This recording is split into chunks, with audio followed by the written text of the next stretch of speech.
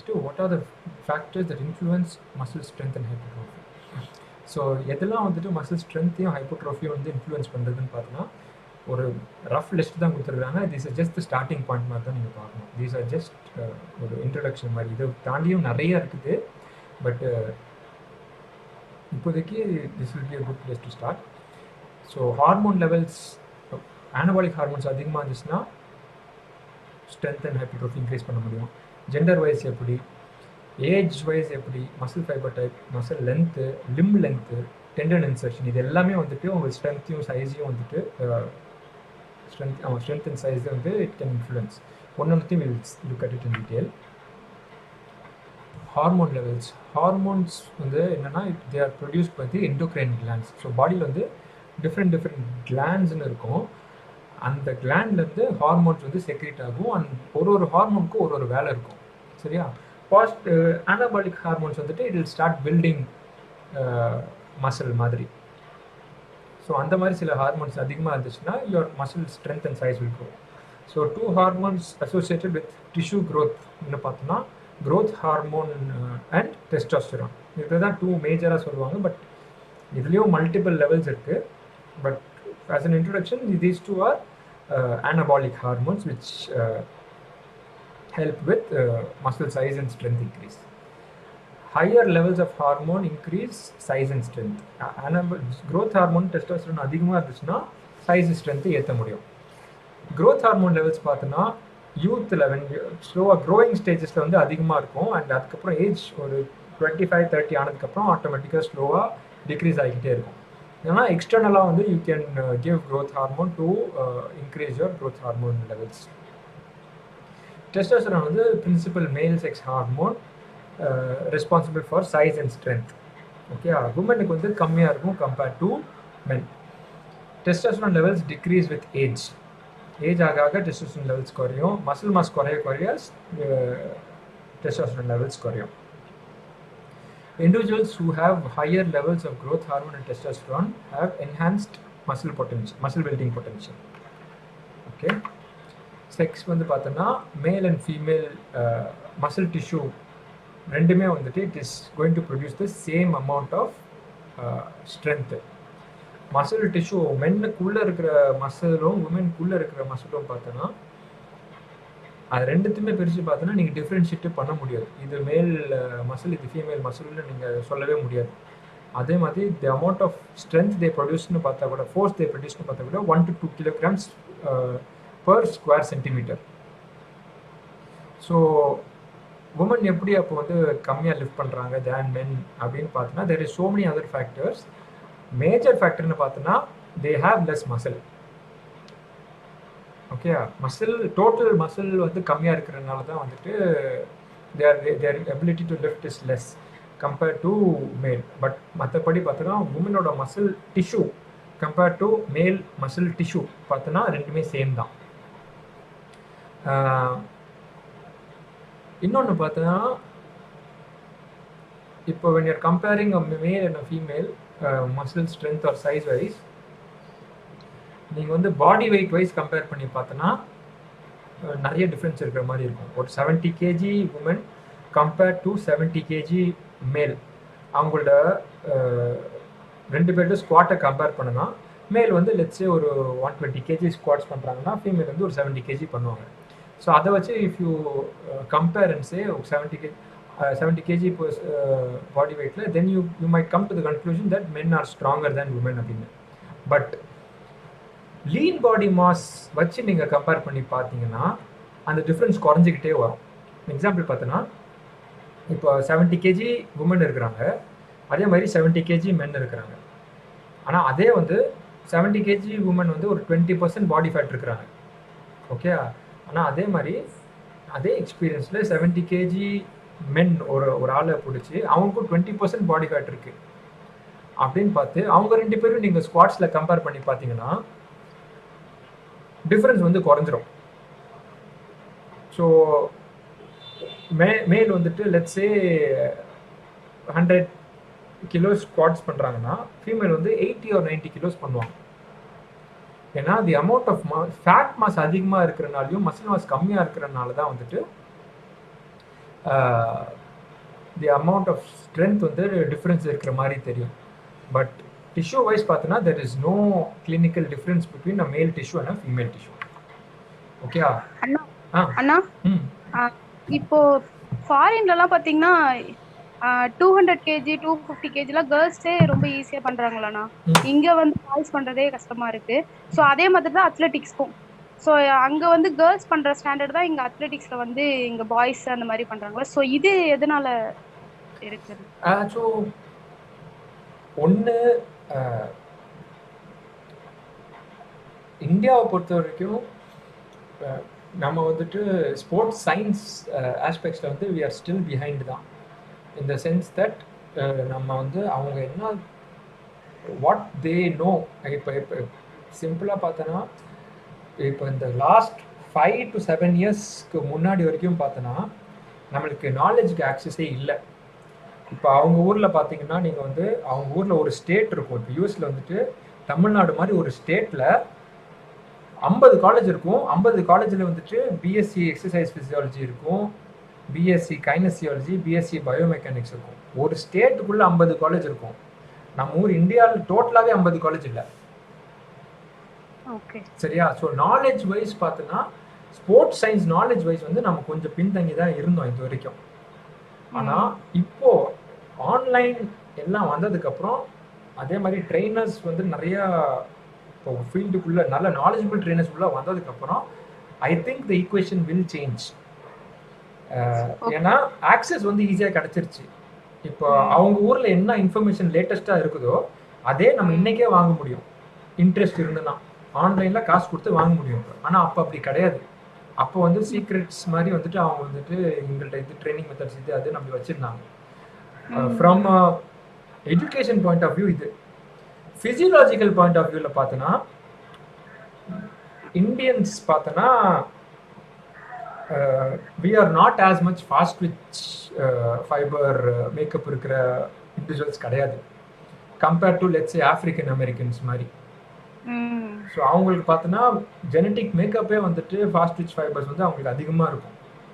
So அவங்களுக்கு வந்துட்டு ஈஸியாகவே வந்து அவங்க 70, 80, 90% வந்துட்டு ஃபாஸ்ட் விச் ஃபைபர்ஸ் இருக்கிறதுனால அவங்க வந்துட்டு they will be able to lift and run pastor.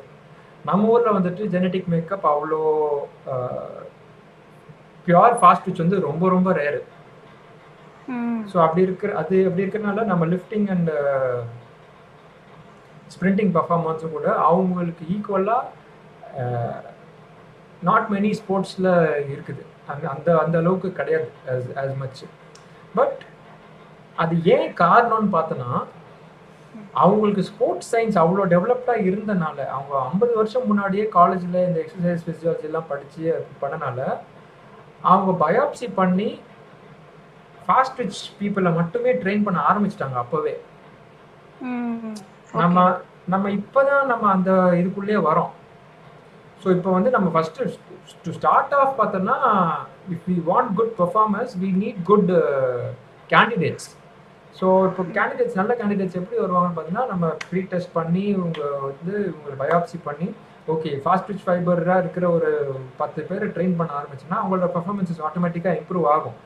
Of course அவங்க லெவலுக்கு வருமானு தெரியல. பட் என்னை பொறுத்த வரைக்கும் at least the bridge will gap. சரியா? ஸோ இப்போ அவங்கெல்லாம் வந்துட்டு இப்போ ஃபார் எக்ஸாம்பிள் 9.8 வந்துட்டு 100 மீட்டர்ஸ்ல வந்து ஒரு ஸ்டாண்டர்டு. எந்த ஒலிம்பிக்ஸ் பண்ணாலும் 9.8 பண்ணுவாங்க. எக்ஸப்ஷனாக 9.5, 9.6 2 தடவை வந்தது. பட் ஆவரேஜாக வந்து 9.8 தான். நீங்கள் வந்து ஒரு 20 வருஷம் ஒலிம்பிக்ஸே பார்த்துருங்க, 20-30 வருஷம் கூட பார்த்துங்க, ஆவரேஜ் வந்து 9.8. உசைன் போல்ட்டை நீங்கள் ஒதுக்கிட்டோன்னா 9.8 வந்து ஆவரேஜ் மேல் பர்ஃபார்மன்ஸ். ஓகே. நம்மளோட சயின்ஸ் வந்து டெவலப் ஆகிறதுனால வி ஷுட் டெக்னிக்கலி அந்த பிரிட்ஜ் அட்லீஸ்ட் கேட்ச் அப் பண்ணோம். அவங்களுக்கு போகுமான்னு எனக்கு தெரியல. பட் டேலண்டட் கைஸை ஸ்பாட் பண்ணுறது தான் இப்போ மேட்டராக இருக்கும். We need taller fast twitch guys. அந்த மாதிரி டேலண்ட்டை ஸ்பாட் பண்ணி, ஏன்னா இது வரைக்கும் டேலண்ட் ஸ்பாட் பண்ணுறது ஒரு பிரச்சனையாக இருந்துச்சு, நம்மக்கிட்ட சயின்டிஃபிக் நாலேஜும் கம்மியாக இருந்துச்சு. ஆனால் டேலண்ட் ஸ்பாட் பண்ணிட்டோன்னா சயின்டிஃபிக் நாலேஜ் இப்போ இருக்குது. இப்போ ஆல்ரெடி இப்போ நிறைய ட்ரெயினர்ஸ் எனக்கு தெரிஞ்சே வந்துட்டு ட்ரெயினர்ஸ் அண்ட் கோச்சஸ் வந்து ஃபாரின் போய் படிக்க ஆரம்பிச்சிட்டாங்க அண்ட் அந்த மாதிரி ஆயிடுச்சு. ஸோ இன்னொன்று ரொம்ப முக்கியமான விஷயம் என்னை பொறுத்த வரைக்கும், அட்லீஸ்ட் நான் பார்த்த வரைக்கும் மெஜாரிட்டி ஃபாரின்ல இருக்கிற ட்ரெயினர் கோச்சஸ் வந்து மெஜாரிட்டி டம் தான், கொஞ்சம் மக்கு தான் இந்த சென்ஸ் சயின்ஸ் வைஸில். ஓகே இப்போ நம்ம காலேஜ், நம்ம ஸ்கூல், யூனிவர்சிட்டிஸ் இந்த மாதிரி நம்ம சிஸ்டமில் வந்ததே பார்த்தோன்னா மெஜாரிட்டி நம்ம வந்து மேக்ஸ், ஃபிசிக்ஸ், கெமிஸ்ட்ரி, பயாலஜிலாம் வந்து நம்ம கொஞ்சம் ரொம்ப ஸ்ட்ராங்காகவே நம்ம ஃபவுண்டேஷன் இருக்குது. அவங்களுக்கு வந்து ஆக்சஸ் தான் அவங்களுக்கு முன்னாடியே கிடச்சிருச்சு. அவங்க 50 வருஷமா அவங்களுக்கு ஆக்சஸ் இருக்கு லேட்டஸ்ட் ரிசர்ச்க்கு. நம்மளுக்கு அந்த ஆக்சஸ் இப்போ தான் கிடச்சிருக்கு. ஸோ ஐ திங்க் என்னை பொறுத்த வரைக்கும் அட்லீஸ்ட் டேலண்டட் அந்த டேலண்ட்டை ஸ்பாட் பண்ணிட்டோன்னா, இப்போ நம்ம கிட்ட சயின்ஸ் இருக்கு, ட்ரெயினர்ஸ் படிக்கிறாங்க. ஸோ ஐ திங்க் கிட்ட வந்துடலாம், கிட்ட அவங்க பெர்ஃபார்மன்ஸ் கிட்ட போக ஆரம்பிச்சிடலாம். ஓகே சயின்ஸ் வைஸ் ஒரு இது இருக்காது. ஜெனட்டிக்ஸ் வைஸ் எஸ் அவங்க கிட்ட ஒரு சில பேர்கிட்ட ஒரு எட்ஜ் இருக்கும். பட் அது நம்ம வந்து இங்கே ஸ்பாட் பண்ணணும். ஸ்பாட் பண்ணி தேடி பிடிச்சி டைம் ஆகும். But I think we can catch up. ஓகேண்ணா. ஓகே, எங்கே இருக்குது? ஏஜ் பார்த்தோன்னா, ஏஜ் இன்க்ரீஸ் ஆக மசில் குறையும். மசில் குறையிறதுனால மெட்டபாலிக் ரேட் குறையும், அதோட ஸ்ட்ரென்த் லெவல்ஸும் குறையும்.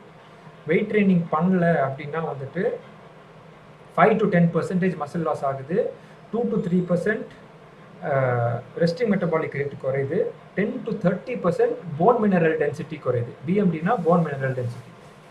ஓகே, அதே மாதிரி 30 ஏஜ் தாண்டினதுக்கப்புறம் ஸ்ட்ரென்த் வந்து 10 to 15% per decade, per 10 years வந்து குறைஞ்சிக்கிட்டே வருது. People of all age respond favourably to progressive muscle training. So என்ன ஏஜ் வேணால் இருக்கட்டும், 70 ஏஜாக இருக்கட்டும், கிராஜுவலாக ஸ்ட்ரென்த் ட்ரைனிங் பண்ணாலே பாசிட்டிவ் ரெஸ்பான்ஸ் இருக்குது. Okay, muscle fibre type.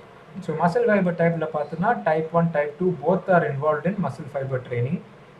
Muscle training slow twitch ஃபைபர்ஸ்லாம் வந்துட்டு லோ ஃபோர்ஸில் ஆக்டிவேட் ஆகும், ஹை ஃபோர்ஸஸில் ஃபாஸ்ட் ட்விச் ஃபைபர்ஸ் ஆக்டிவேட் ஆகும். ஸோ எக்ஸாம்பிள், நீங்கள் பைசெப்ஸ் பண்ணுறீங்க, 5 கிலோவில் பண்ணுறீங்கன்னா ஸ்லோ ட்விச் ஃபைபர்ஸ் எல்லாமே ஒர்க் ஆகிட்டு இருக்கும். நீங்கள் 10 கிலோ பண்ணால் தான் இன்டர்மீடியட் ஃபைபர்ஸ் வந்து ஒர்க் ஆக ஆரம்பிக்கும். அதே 12 கிலோ பண்ணால் தான் fast Twitch type 2x fibres எல்லாமே ஒர்க் ஆக ஆரம்பிக்கும். If you want to grow muscles, நீங்கள் வந்து டைப் 2x ஃபைபர்ஸ் வந்து அதிகமாக வந்து நீங்கள் ஒர்க் கொடுக்கணும். ஸோ கொஞ்சம் ஹெவியர் லிஃப்ட் பண்ண தான் வந்துட்டு உங்களுக்கு மசில் சைஸ் வந்து இன்க்ரீஸ் ஆகும். Okay, type 2 fibres experience greater size increase than type 1. So type 1, type 2 compare பண்ணும்போது டைப் 2 நீங்கள் ட்ரெயின் பண்ணால் தான் சைஸ் அதிகமாக இன்க்ரீஸ் ஆகும். Individuals born with higher type 2 fibers have more potential for muscle growth. So யாருக்கெல்லாம் type 2 பர்த்லேருந்தே higher type 2 fibres இருக்கோ அவங்களாம் வந்துட்டு they will be able to build more muscle and size.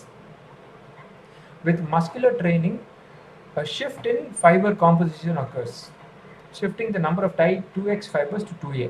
So strength training பண்ணுறீங்க அப்படின்னா explosive இருக்கிறதுலே explosive fibres வந்து அது 2a fibres, intermediate ஃபைபர்ஸாக மாறிக்கிட்டு வரும். ஆனால் அதுவே வந்துட்டு நீங்கள் நல்லா எக்ஸ்ப்ளோசிவ் ட்ரைனிங் பண்ணுறீங்க அப்படின்னா 2a fibres 2x which is the most explosive அந்த மாதிரி கன்வெர்ட் ஆகிக்கிட்டே வரும். ஒரு டிரான்சிஷன் தான், ஒன்றுலேருந்து இன்னொன்று அப்படியே ஜம்ப் ஆகாது, அது பக்கம் நோக்கி போகும், அவ்வளோதான். டைப் 1 ஃபைபர்ஸில் கூட ஹைப்போட்ரோஃபி நடக்கும், ஆனால் டைப் 2வில் நடக்கிற அளவுக்கு ஆகாது, கொஞ்சம் மாடரேட்டாக தான் நடக்கும். Muscle length. ஸோ மசில் லென்த்துக்கு ஏற்ற மாதிரி கூட ஸ்ட்ரென்த் அண்ட் சைஸ் வந்துட்டு டிஃப்ரென்சஸ் இருக்கும். One of the most important factors பார்த்தோன்னா சைஸ் ஏற்றுறதுக்கு it is muscle length. Muscle attaches to bone via tendon. Some people have short muscles and long tendons. Some people have long muscles and short tendon. So இது வந்து சும்மா just show you. இப்போ இதுதான் biceps மசில்னு வச்சுக்கோங்களேன். இந்த whole muscle வந்து பைசெப்ஸ்னு வச்சுக்கோங்க. இதுதான் starting of the biceps tendon. இதுதான் வந்து ஸோ இங்கேருந்து இது வரைக்கும் டெண்டன். அதே மாதிரி எண்டில் வந்து இங்கேருந்து இது வரைக்கும் டெண்டன். ஓகே, ஸோ டெண்டன்லேருந்து அப்படியே இது மசில். ஸோ இது வந்து ஷோல்டர் போனில் போய் அட்டாச் ஆகுது. இது வந்து இந்த இடத்துல அட்டாச் ஆகுது பைசெப்ஸில், ஃபோர் ஆர்மில் இங்கே அட்டாச் ஆகுது டெண்டன். ஸோ இது ஒரு அரேஞ்ச்மெண்ட்டு. இதே மாதிரி சேம் லென்த் இருக்குன்னு வச்சுக்கோங்களேன்.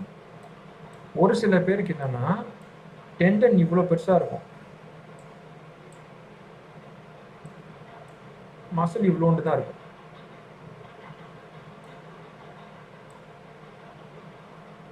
ஓகே, இதுக்கு ஏற்ற மாதிரியே வந்துட்டு ஸ்ட்ரென்த் லெவல்ஸ் மாறும். ஸோ ஒருத்தனோட கை வந்துட்டு அதே சைஸ் இருக்கும். இப்போ என் கை வந்து ஒரு அடின்னு வச்சுக்கோங்க, இந்த கை அப்பர் ஆர்ம் வந்து 1 feet இருக்குன்னு வச்சுக்கோங்க. என்ன மாதிரி இன்னொருத்தன் இருப்பான், அவனுக்கும் கை 1 feet தான் இருக்கும். ஆனால் ஒருத்தனுக்கு வந்துட்டு டெண்டன் ஷார்ட்டாக இருக்கும், இன்னொருத்தனுக்கு வந்து டெண்டன் லென்த்தாக இருக்கும். Okay, those with relatively longer muscles possess greater potential for muscle growth. So muscle நிறையா இருக்கிறவனுக்கு, ஐ மீன் லாங்கர் மசில் இருக்கிறவனுக்கு கான்ட்ராக்ஷன் வந்து அதிகமாகும். சரி, ஆக்டன்ஸ் மசில்ஸ் எல்லாமே சீரீஸில் இருக்கும், அதனால புல் பண்ணுறதுனால அவங்களால ஹெவியாகவும் லிஃப்ட் பண்ண முடியும். ஓகேயா, நெக்ஸ்ட் பார்த்தோன்னா லிம் லென்த்.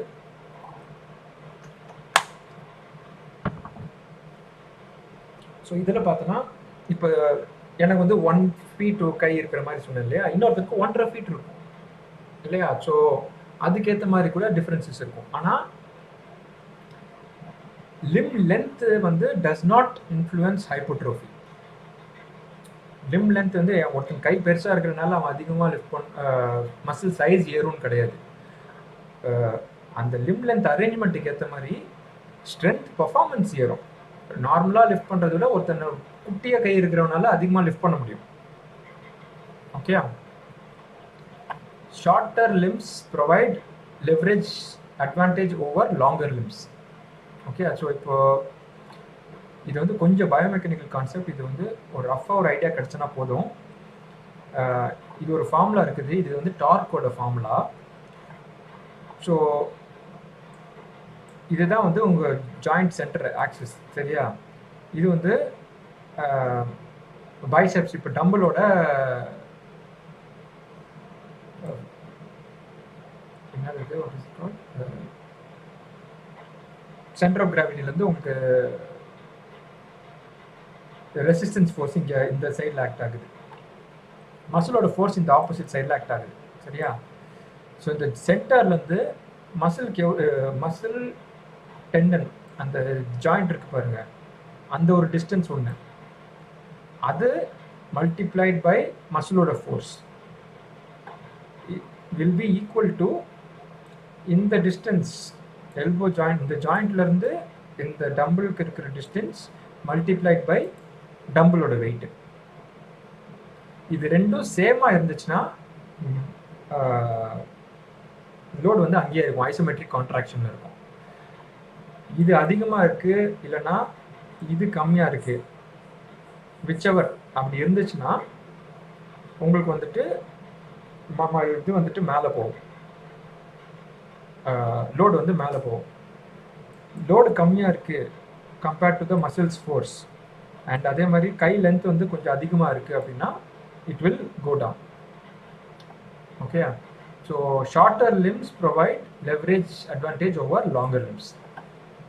ஃபார்முலா மட்டும் ஞாபகம் வச்சுக்கோங்க, மசிலோட force into muscle to joint distance is equal to resistance force into resistance ஆர்மோட distance. Okay, a person with a shorter forearm can curl heavier dumbbell than a person with a longer forearm. So கை ஷார்ட்டாக இருக்கிறவங்களால ஹெவியாக lift பண்ண முடியும், அதனால் வேணால் ஹைப்போட்ரோஃபி ஆகுமே தவிர்த்து கை லென்த்தாக இருக்கிறனால மட்டுமே வந்து ஆகாது. அவன் ஹெவியாக லிஃப்ட், கை ஷார்ட்டாக இருக்கிறனால அவன் ஹெவியாக லிஃப்ட் பண்ணனா அதுக்கேற்ற மாதிரி ஹைப்போட்ரோஃபி ஆகும். நெக்ஸ்ட் பார்த்தீங்கன்னா டெண்டன் இன்சர்ஷன் பாயிண்ட்.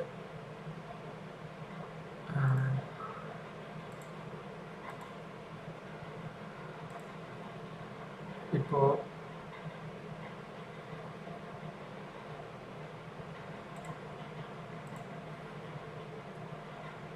இப்போ டெண்டன் வந்து இங்கே இன்சர்ட் ஆயிருக்கு இல்லையா? ஸோ ஒரு சில பேருக்கு வந்துட்டு பைசெப்ஸ் இங்கே ஆரம்பிக்குது, டெண்டன் வந்து இங்கே இன்சர்ட் ஆகும், இந்த இடத்துல இன்சர்ட் ஆகும். ஒரு சில பேருக்கு கிட்ட இன்சர்ட் ஆகும். சரியா? யாருக்கெல்லாம் டெண்டன் வந்துட்டு தூரமாக இன்சர்ட் ஆகுதோ அவங்களால ஹெவியாக லிஃப்ட் பண்ண முடியும். கிட்ட இன்சர்ட் ஆனனா கம்மியாக தான் லிஃப்ட் பண்ண முடியும். அதுதான் இங்கே சொல்லியிருக்காங்க. The point where the tendon inserts on the body directly does not influence muscle hypertrophy but definitely increases strength performance. Individual with a tendon insertion far away from the elbow joint can curl heavier dumbbell than individual with a tendon inserted close to the elbow joint. Okay? Tendon வந்து தூரமாக இருந்துச்சுன்னா அவனால ஹெவியாக lift பண்ண முடியும், tendon கிட்ட இருந்துச்சுன்னா கம்மியாக தான் லிஃப்ட் பண்ண முடியும். Okay, training principles next.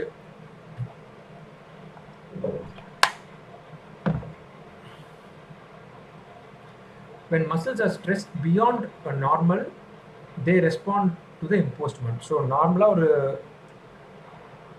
Stress இருக்குது, அதை தாண்டி நீங்கள் எக்ஸ்ட்ரா புஷ் பண்ணுன்னா அதுக்கேற்ற மாதிரி மசில் வில் அடாப்ட்.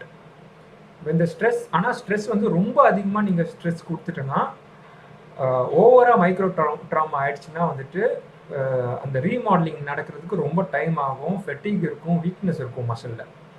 ஆப்டிமல் லெவல்ஸில் நீங்கள் ட்ரெயின் பண்ணனா அது ஸ்லோவாக கிராஜுவலாக வந்து மசில் ரீமாடலிங் கரெக்டாக நடக்கும், மசில் ஸ்ட்ரென்த் இன்க்ரீஸ் ஆகும். அதே மாதிரி 72 to 96 hours வரைக்கும் நீங்கள் வந்து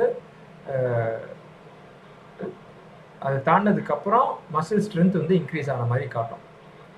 ஆப்டிமலாக பண்ணணும். ஓவர் ஸ்ட்ரெஸ் கொடுத்தனா டேமேஜ் அதிகமாகும், வீக்னஸ், ஃபெட்டிக் எல்லாமே வரும். Okay, when the training program no longer produces gains in strength or size, the protocol has to be changed. சரியா? ஸோ ஒரு ட்ரைனிங் ப்ரோக்ராம் அதே மாதிரி பண்ணிட்டு இருக்கீங்க, ஸ்ட்ரென்த் சைஸ் எல்லாமே மாறவே இல்லை, ஒரே மாதிரி போய் நின்றுச்சுன்னா நியூரோமஸ்குலர் அடாப்டேஷன் மாற்றுறதுக்கு நீங்கள் வேறு ஏதாவது டிஃப்ரெண்ட்டாக ட்ரை பண்ணி பார்க்கணும். ஸோ ஒன்று நீங்கள் எக்ஸசைஸே மாற்றி பார்க்கலாம், இல்லைனா செட்ஸு ரெப்ஸை மாற்றி பார்க்கலாம், இல்லைனா எக்ஸசைஸ் ஆங்கிளாக மாற்றலாம், நிறையா இருக்குது. ஒரு செட்டுக்கும் இன்னொரு செட்டுக்கும் நடுவில் இருக்கிற ரெஸ்ட்டை மாற்றலாம். அதெல்லாம் இன்னும் கொஞ்சம் டீட்டெயில்டாக வரும். ஏதாவது சொன்னீங்களா? வாய்ஸ் கேட்கலண்ணா. எவ்வளோ நேரமா கேட்கல? இப்போ கேட்குதா? ஹலோ, எனக்குலாம் நல்லா தான் கேட்குதுண்ணா. எனக்கும் கேட்குது. மனோஜ், யாருக்கெல்லாம் கேட்குது, யாருக்கெல்லாம் கேட்கல? கேக்குதுண்ணா. ஓகே, கௌஷிக் கேக்குது. கேக்குது. எனக்கும் கேக்குதுண்ணா. ஓகே, மனோஜ் எனக்கும் கேட்குதுண்ணா. ஆஃப் ஆனா. ஓகே,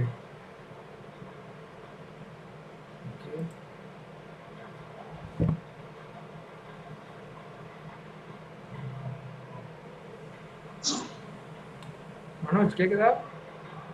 அண்ணா கேக்குதுண்ணா. கேக்குதா? ஓகே, சரி. ஓகே,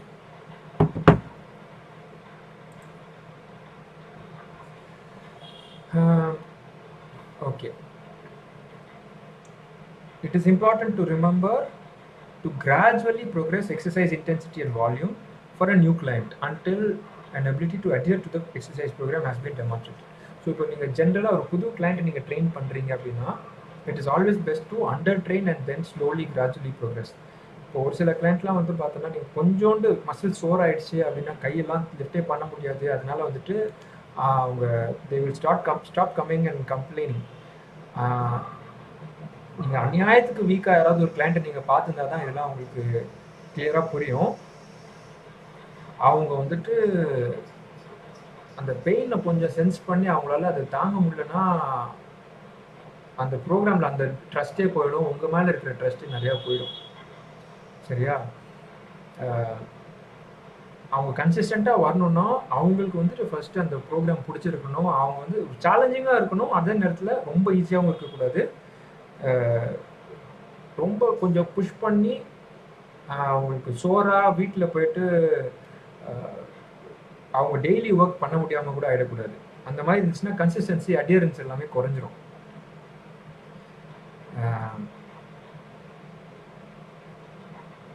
நம்ம இப்போ மெஜாரிட்டியாக இங்கே இருக்கிறது எல்லாமே ஸ்போர்ட்ஸ் மேன் தான். ஸோ நம்ம யோசிச்சிருக்க கூட முடியாது இவ்வளோ வீக்காக இருப்பாங்களான்னு. சில பேர் அவ்வளோ வீக்காக இருப்பாங்க. நீங்கள் வந்து ஒன்ஸ் நீங்கள் கன்சிஸ்டண்ட்டாக கிளைண்ட்ஸை ஹேண்டில் பண்ண ஆரம்பித்தா தான் தெரியும் எவ்வளோ பேர் அன்பிலீவபிளி வீக்காக இருக்கிறாங்கன்னு உங்களுக்கு தெரியும். அது தெரிஞ்சிச்சுன்னா அதுக்கேற்ற மாதிரி நீங்கள் you will start training your general clients. எனக்குலாம் ஒரு கிளைண்ட் இருந்தார், ஹாம்ஸ்ட்ரிங் ஸ்ட்ரெச் பண்ணும் போது ஹாம்ஸ்ட்ரிங் டேர் ஆயிடுச்சு. சும்மா ஸ்லோவாக கிராஜுவலாக போயிட்டு ஸ்ட்ரெச் பண்ணார், பட்டுன்னு ஒரு சத்தம், டேர். அவர் வந்து ஒரு 40 இயர்ஸ் இருக்கும், ஆக்டிவிட்டியே இல்லாத ஒரு ஆள். நான் சும்மா ஸ்ட்ரெச் பண்ணுங்கன்னு தான் சொன்னேன். அவர் சரி ஸ்ட்ரெச் தானே சொல்லிட்டு கொஞ்சம் ஃபாஸ்ட்டாக போனார். லைக் நார்மலாக போகிறத விட கொஞ்சம் ஃபாஸ்ட்டாக போய் டச் பண்ண போது எனக்கு டேர் அந்த சவுண்ட் எனக்கு கேட்டுச்சு. So unconditioned you will find people. நம்ம டெஸ்ட் பண்ணி பார்க்கும்போதுலாம் ஒன்றும் தெரியாது, பட்டு அந்த டெஸ்ட்லேயே அப்படி ஆயிடுச்சு. ஒரு மசில் டெஸ்ட் ட்ரை பண்ணும்போது ஹாம்ஸ்ட்ரிங் ஸ்ட்ரெச் பண்ணும்போது டெஸ்ட் பண்ணும்போது ஒரு கம்ப்ளீட் டேர், பார்ஷியல் டேர்லாம் இல்லை, complete tear. So keep this in mind when you are training clients. நம்ம இப்போ ஸ்போர்ட்ஸ் மேனாக நம்ம பார்த்ததை விட சில பேர் வந்துட்டு அநியாயத்துக்கு அன்கண்டிஷன்டாக இருப்பாங்க. ஸோ இப்போ மசில் ட்ரைனிங் பிரின்சிபல்ஸில் பார்த்தோம்னா one of the major principles வந்து ப்ரொக்ரெசிவ் ஓவர்லோட் அப்படின்வாங்க. ப்ரொக்ரெசிவ் ஓவர்லோட் என்னது, போன செஷன் பண்ணதை விட எப்படியாவது கொஞ்சம் பெட்டராக பண்ணணும். That is the major principle. So இதுக்குள்ளே 2 பிரின்சிபல் அப்ரோச்சஸ் என்னன்னு பார்த்தோன்னா, ஒன்று ரெப்படிஷன்ஸ் அதிகமாக பண்ணணும் அதே வெயிட்டில். 5 கிலோவில் 10 ரெப்பு நேற்று பண்ணிட்டோன்னா நாளைக்கு வந்துட்டு 5 கிலோவில் 11 ரெப்பு இல்லைனா 12 ரெப்பு பண்ணணும். இது வந்து எப்படி you are progressing in repetitions. இன்னொரு வே ஆஃப் ப்ரோக்ரெஸிங் என்னென்னா, ரெப்படிஷன்ஸு அதே வச்சுட்டு லோடை இன்க்ரீஸ் பண்ணிடுறது. ஸோ 10 ரெப்பு 5 கிலோ பண்ணிக்கிட்டிங்கன்னா அதே 10 ரெப்புக்கு 6 கிலோ பண்ண பார்க்குறது. ஸோ இது ப்ரோக்ரெஸிங் இன் ரெசிஸ்டன்ஸ் ஆர் வெயிட். இது 2 மேஜர் ப்ரோக்ரெஷன் அப்ரோச்சஸ்ஸு. நிறையா இருக்குது, பட் டெக்ஸ்ட் புக்கில் இது இப்போதைக்கு இது தான் சொல்லியிருக்கிறாங்க. But you can progress in terms of exercise speed கூட. லெட்ஸ் சே நீங்கள் ஸ்லோவாக 2 செகண்ட்ஸ் அப் 2 செகண்ட்ஸ் டவுன் பண்ணுறீங்கன்னா அதே வந்து 4 செகண்ட்ஸ் டவுன் 4 செகண்ட்ஸ் அப்னு பண்ணாலே ப்ரோக்ரெஸ் தான். அதே ரெப்ஸு அதே லோடு ஸ்பீட் ஆஃப் மூவ்மெண்ட்டை மட்டும் நீங்கள் மாற்றினாலே you can progress.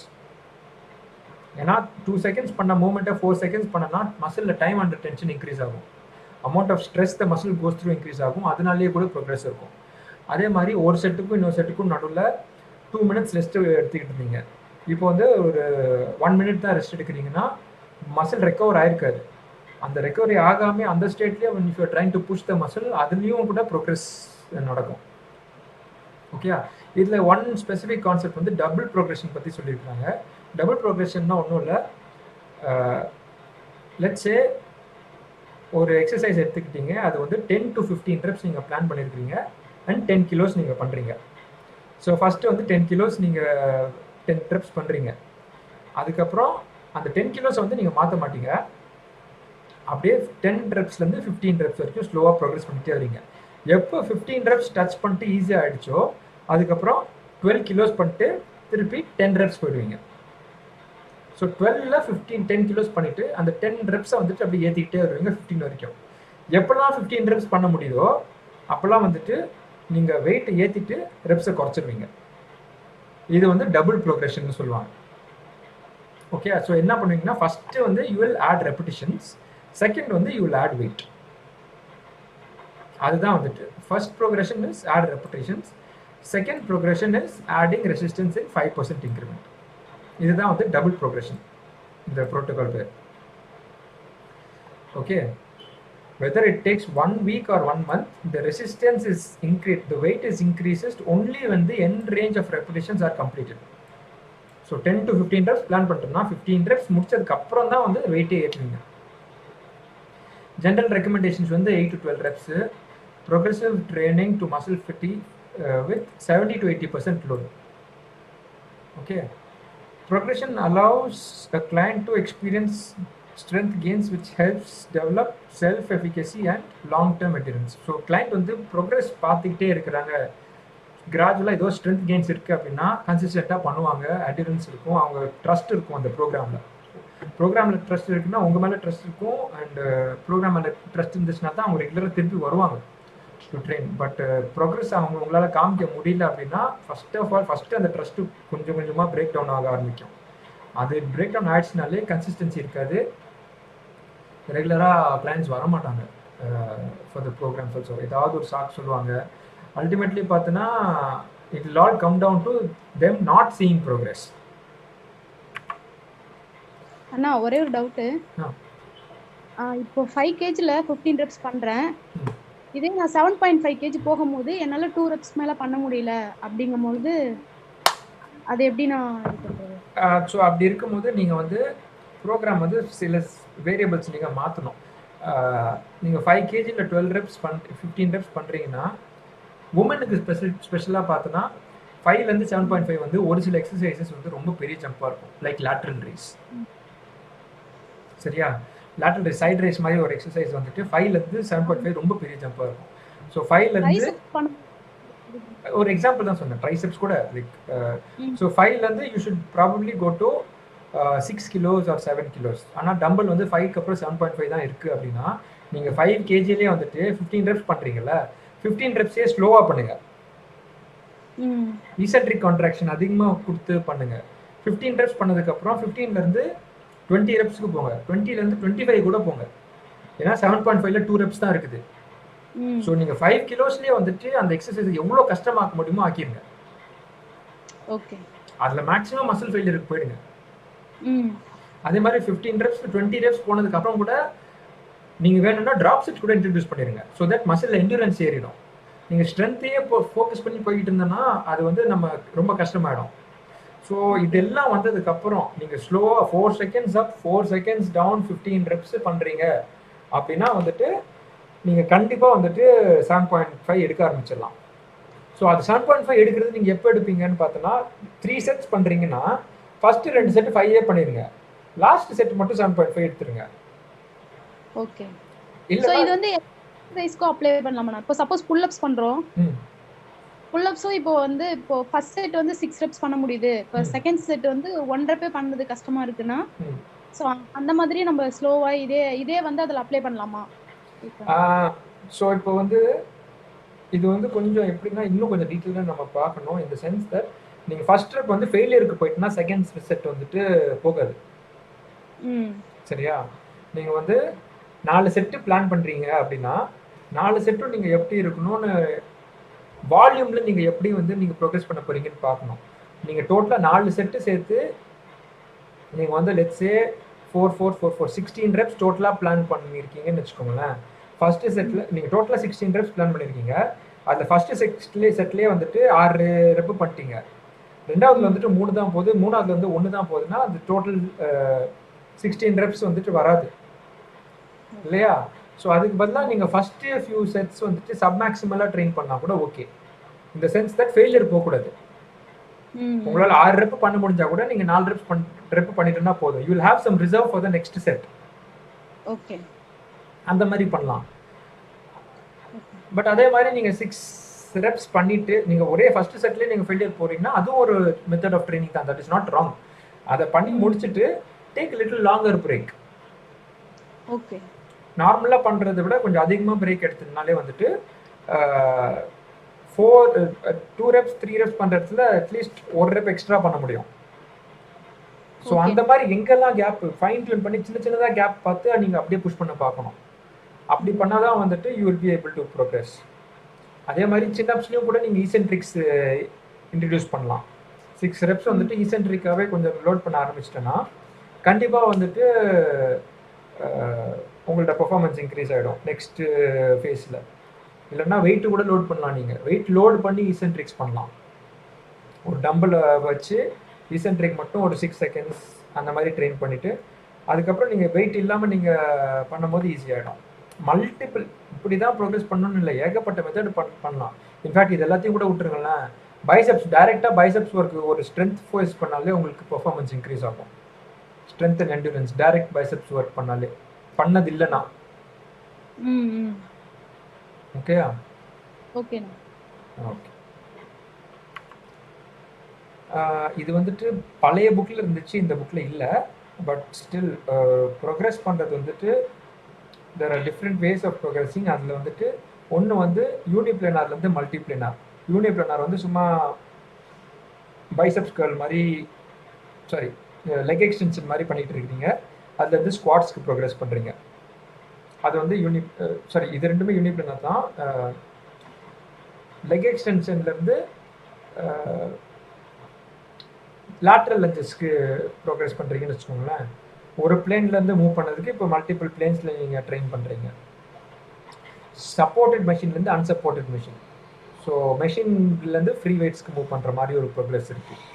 ஐசோலேஷன்லேருந்து multi joint. Isolation வந்துட்டு சிம்பிள் லெக் எக்ஸ்டென்ஷன்லேருந்து ஸ்குவாட்ஸ்க்கு போகிறது வந்து லெக் எக்ஸ்டென்ஷன் வந்து ஐசோலேஷன் எக்ஸசைஸ், ஸ்குவாட்ஸ் வந்து multi joint exercise.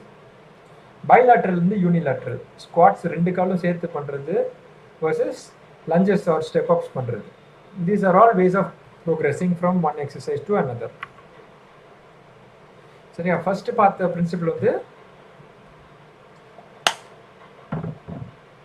Progressive overload, progression வாங்க. நெக்ஸ்ட் பார்த்தோன்னா ஸ்பெசிஃபிசிட்டி. ஸ்பெசிஃபிசிட்டி பிரின்சிபிள் என்னன்னா, உங்களுக்கு என்ன தேவையோ அதுக்கேற்ற மாதிரி தான் நீங்கள் ட்ரெயின் பண்ணணும்.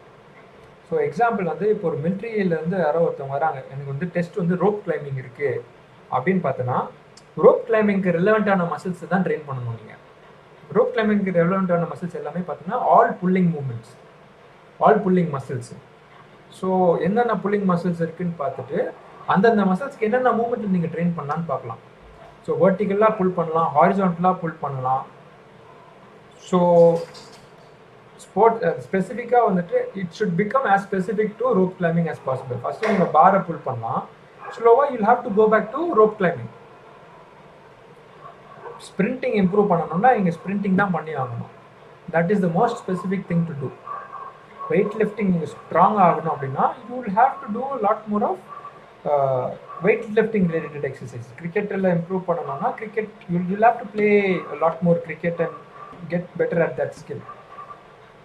இது போக you will be doing other activities which are not extremely specific but relevant. இப்போ weight training you will do, இப்போ cricketer will do some weight training, ஒரு sprinter will do some weight training, power lifter will do some weight training. Power lifter will do only weight training normally. But how much of it will transfer to your sport? அது வந்துட்டு it is highly individual. நீங்கள் கோச்சோடு சேர்ந்து discuss பண்ணி plan பண்ணுறது தான். அந்த இண்டிவிஜுவலுக்கு எவ்வளோ set ஆகும்னு வந்துட்டு so many other multiple factors நீங்கள் பார்த்தா தான் வந்துட்டு you will get an idea of how you are progressing. நீங்கள் எல்லாம் பிளான் பண்ணி ஸ்ட்ரக்சர் பண்ணால் கூட சம்டைம்ஸ் சொதப்போம், பிகாஸ் ஃபைனரான சில டீட்டெயில்ஸை வந்துட்டு you would have missed out on. Specificity வந்து இந்த ஆஸ்பெக்டில் ரொம்ப ரொம்ப முக்கியம். ஏன்னா ஸ்பெசிஃபிசிட்டிக்கு ரெலவெண்ட்டான இன்னொரு ட்ரைனிங் பிரின்சிபிள் வந்து டிரான்ஸ்ஃபரபிலிட்டி. அதை பற்றி இதில் இந்த புக்கில் இல்லைன்னு நினைக்கிறேன். How much of weight training will transfer to sprinting, how much of weight training will transfer to cricket performance. ஃபுல்லாகவே ட்ரான்ஸ்ஃபர் ஆகுமா, ஒரு 10% ட்ரான்ஸ்ஃபர் ஆகுமா, இல்லைனா 90% ட்ரான்ஸ்ஃபர் ஆகுமா? இதுக்கு வந்து ஆன்சர்ஸே இல்லைன்னு நம்மக்கிட்ட. It is because it is like very very individual. ஒரு சில பேர் வந்துட்டு நல்ல வெயிட் ட்ரைனிங் பண்ணிட்டு போய் பார்த்தோன்னா நல்லா பெர்ஃபார்ம் பண்ணுவாங்க. ஒரு சில பேருக்கு கொஞ்சோண்டு ட்ரைனிங் கொடுத்தோன்னா, கொஞ்சோண்டு வெயிட் ட்ரைனிங் கொடுத்தா போதும் பெர்ஃபார்ம் பண்ணுவாங்க. அவங்களுக்கு கொஞ்சம் எக்ஸ்ட்ரா கொடுத்தாலே அவங்கள்ட்ட பெர்ஃபார்மன்ஸ் வந்து காலியாகிடும், அவங்கள்ட்ட ஸ்பெசிஃபிக் ரெலவென்ட் ஸ்போர்ட்டில். ஓகே, அது வந்து அந்த ஃபைன் டியூன் பண்ணி யூ வில் ஹாவ் டு ஒரு ட்ரையல் அண்ட் எரர் வச்சு பார்த்து you will figure out what works. ஓகேயா?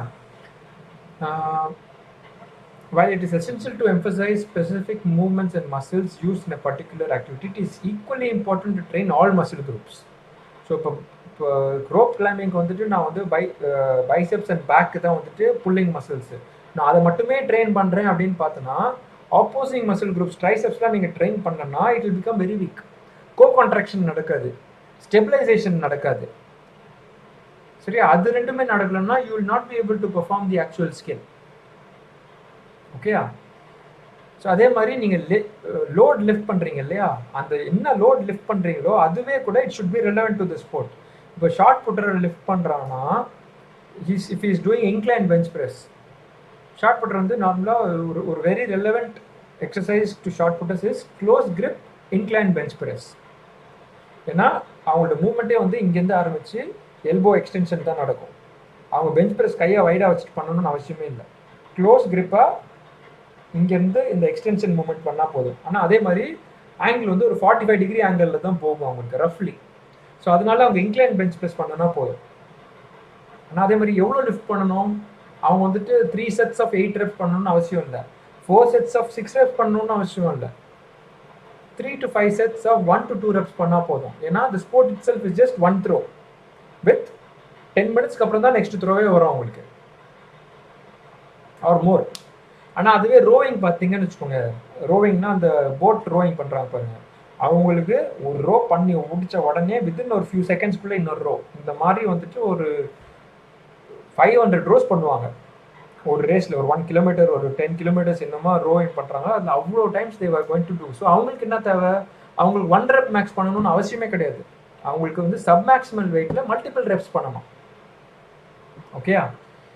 ஸோ அந்த ஆஸ்பெக்ட்ஸும் நீங்கள் you should plan the whole needs. ஒரு ஸ்போர்ட்டுக்கு என்ன நீட் இருக்குன்னு பிளான் பண்ணி அதுக்கேற்ற மாதிரி தான் you should design your programs. Okay? அதே மாதிரி there is a strong positive relationship between strength and endurance. Strength கொஞ்சம் ஏற்றும் போது என்டியூரன்ஸில் கொஞ்சம் இம்ப்ரூவ்மெண்ட்ஸ் இருக்கும், என்டியூரன்ஸ் கொஞ்சம் ஏற்றும் போது ஸ்ட்ரென்த்தில் கொஞ்சம் இம்ப்ரூவ்மெண்ட்ஸ் இருக்கும். It is not like mutually exclusive கிடையாது, ரெண்டுத்துலேயுமே வந்துட்டு there is certain overlap. So அதை வந்து நீங்கள் எப்படி ஸ்ட்ரக்சர் பண்ண போகிறீங்கன்னு நீங்கள் பார்க்கணும். ஸ்ட்ரென்த்துக்கும் என்டியூரன்ஸுக்கும் அதிகமாக மீன் பாசிட்டிவ் ரிலேஷன்ஷிப் இருக்குது. அதனால் நீங்கள் வந்து 100 meters ரன்னரை மேரத்தான் ஓட போகிறது சொல்கிறது கிடையாது. அதே மாதிரி பவர் லிஃப்டர் வந்துட்டு என்டியூரன்ஸ் ஓடணும் அப்படின்னு சொல்ல போகிறது கிடையாது. பட் அந்த என்டியூரன்ஸ் ஆஸ்பெக்ட்ஸை எப்படி யூட்டிலைஸ் பண்ணான்னு பார்க்கணும். ஸ்ட்ரென்த் மசிலுக்கு இருக்கிற என்டியூரன்ஸ் வேறு, கார்டியோவாஸ்குலர் என்டியூரன்ஸ் வேறு. ஓகே? அந்த ஃபைனல் டீட்டெயில்ஸ் எல்லாமே நீங்கள் you will have to get very strong in the basics to understand the overall structure of the program. எப்படி அதை பேஸ் பண்ணி தான் உங்கள் ப்ரோக்ராம் டிசைனே இம்ப்ரூவ் ஆகும். Resistance ரெப்படேஷன் protocol also affects the energy system.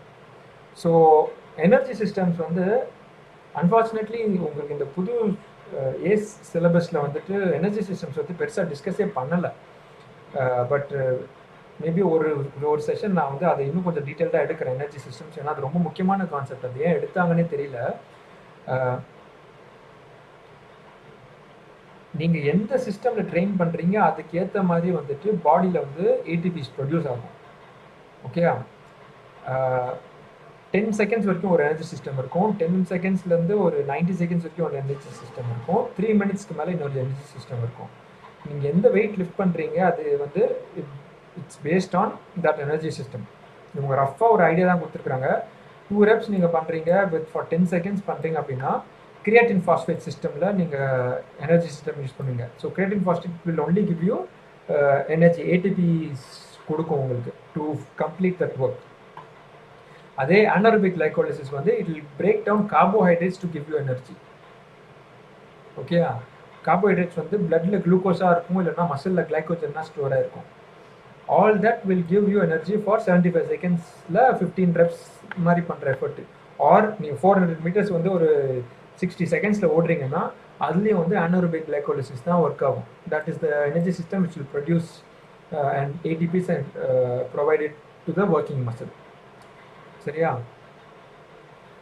அந்த எனர்ஜி சிஸ்டம்ஸ் தெரிஞ்சிச்சுனா தான் அதுக்கேற்ற மாதிரி நீங்கள் ரெப்படிஷன்ஸை நீங்கள் டிசைட் பண்ணுவீங்க. Okay?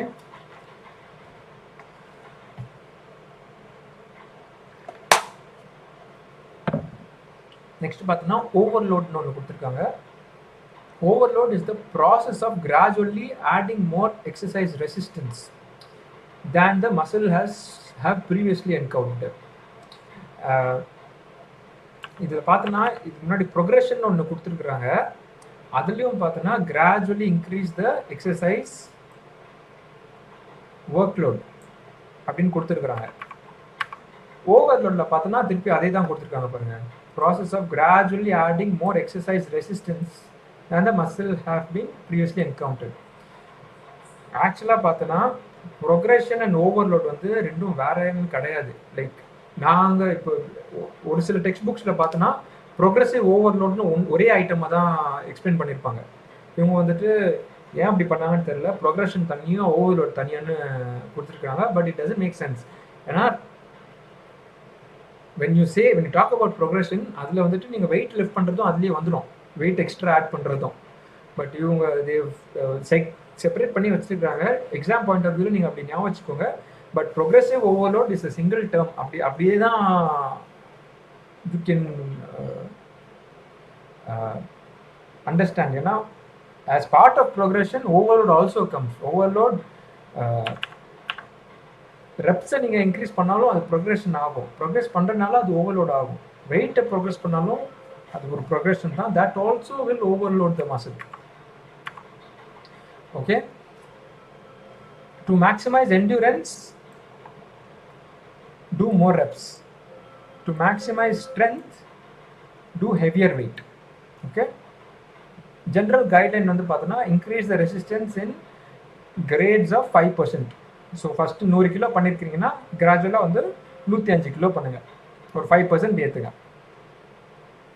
Okay, range of 8 to 12 reps represents 70 to 80% of maximum resistance. இந்த நம்பர் ஞாபகம் வச்சுக்கோங்க. 8 to 12 reps வந்துட்டு what is the rough resistance-னு கேட்டோன்னா it is like 70 to 80% of 1 rep max.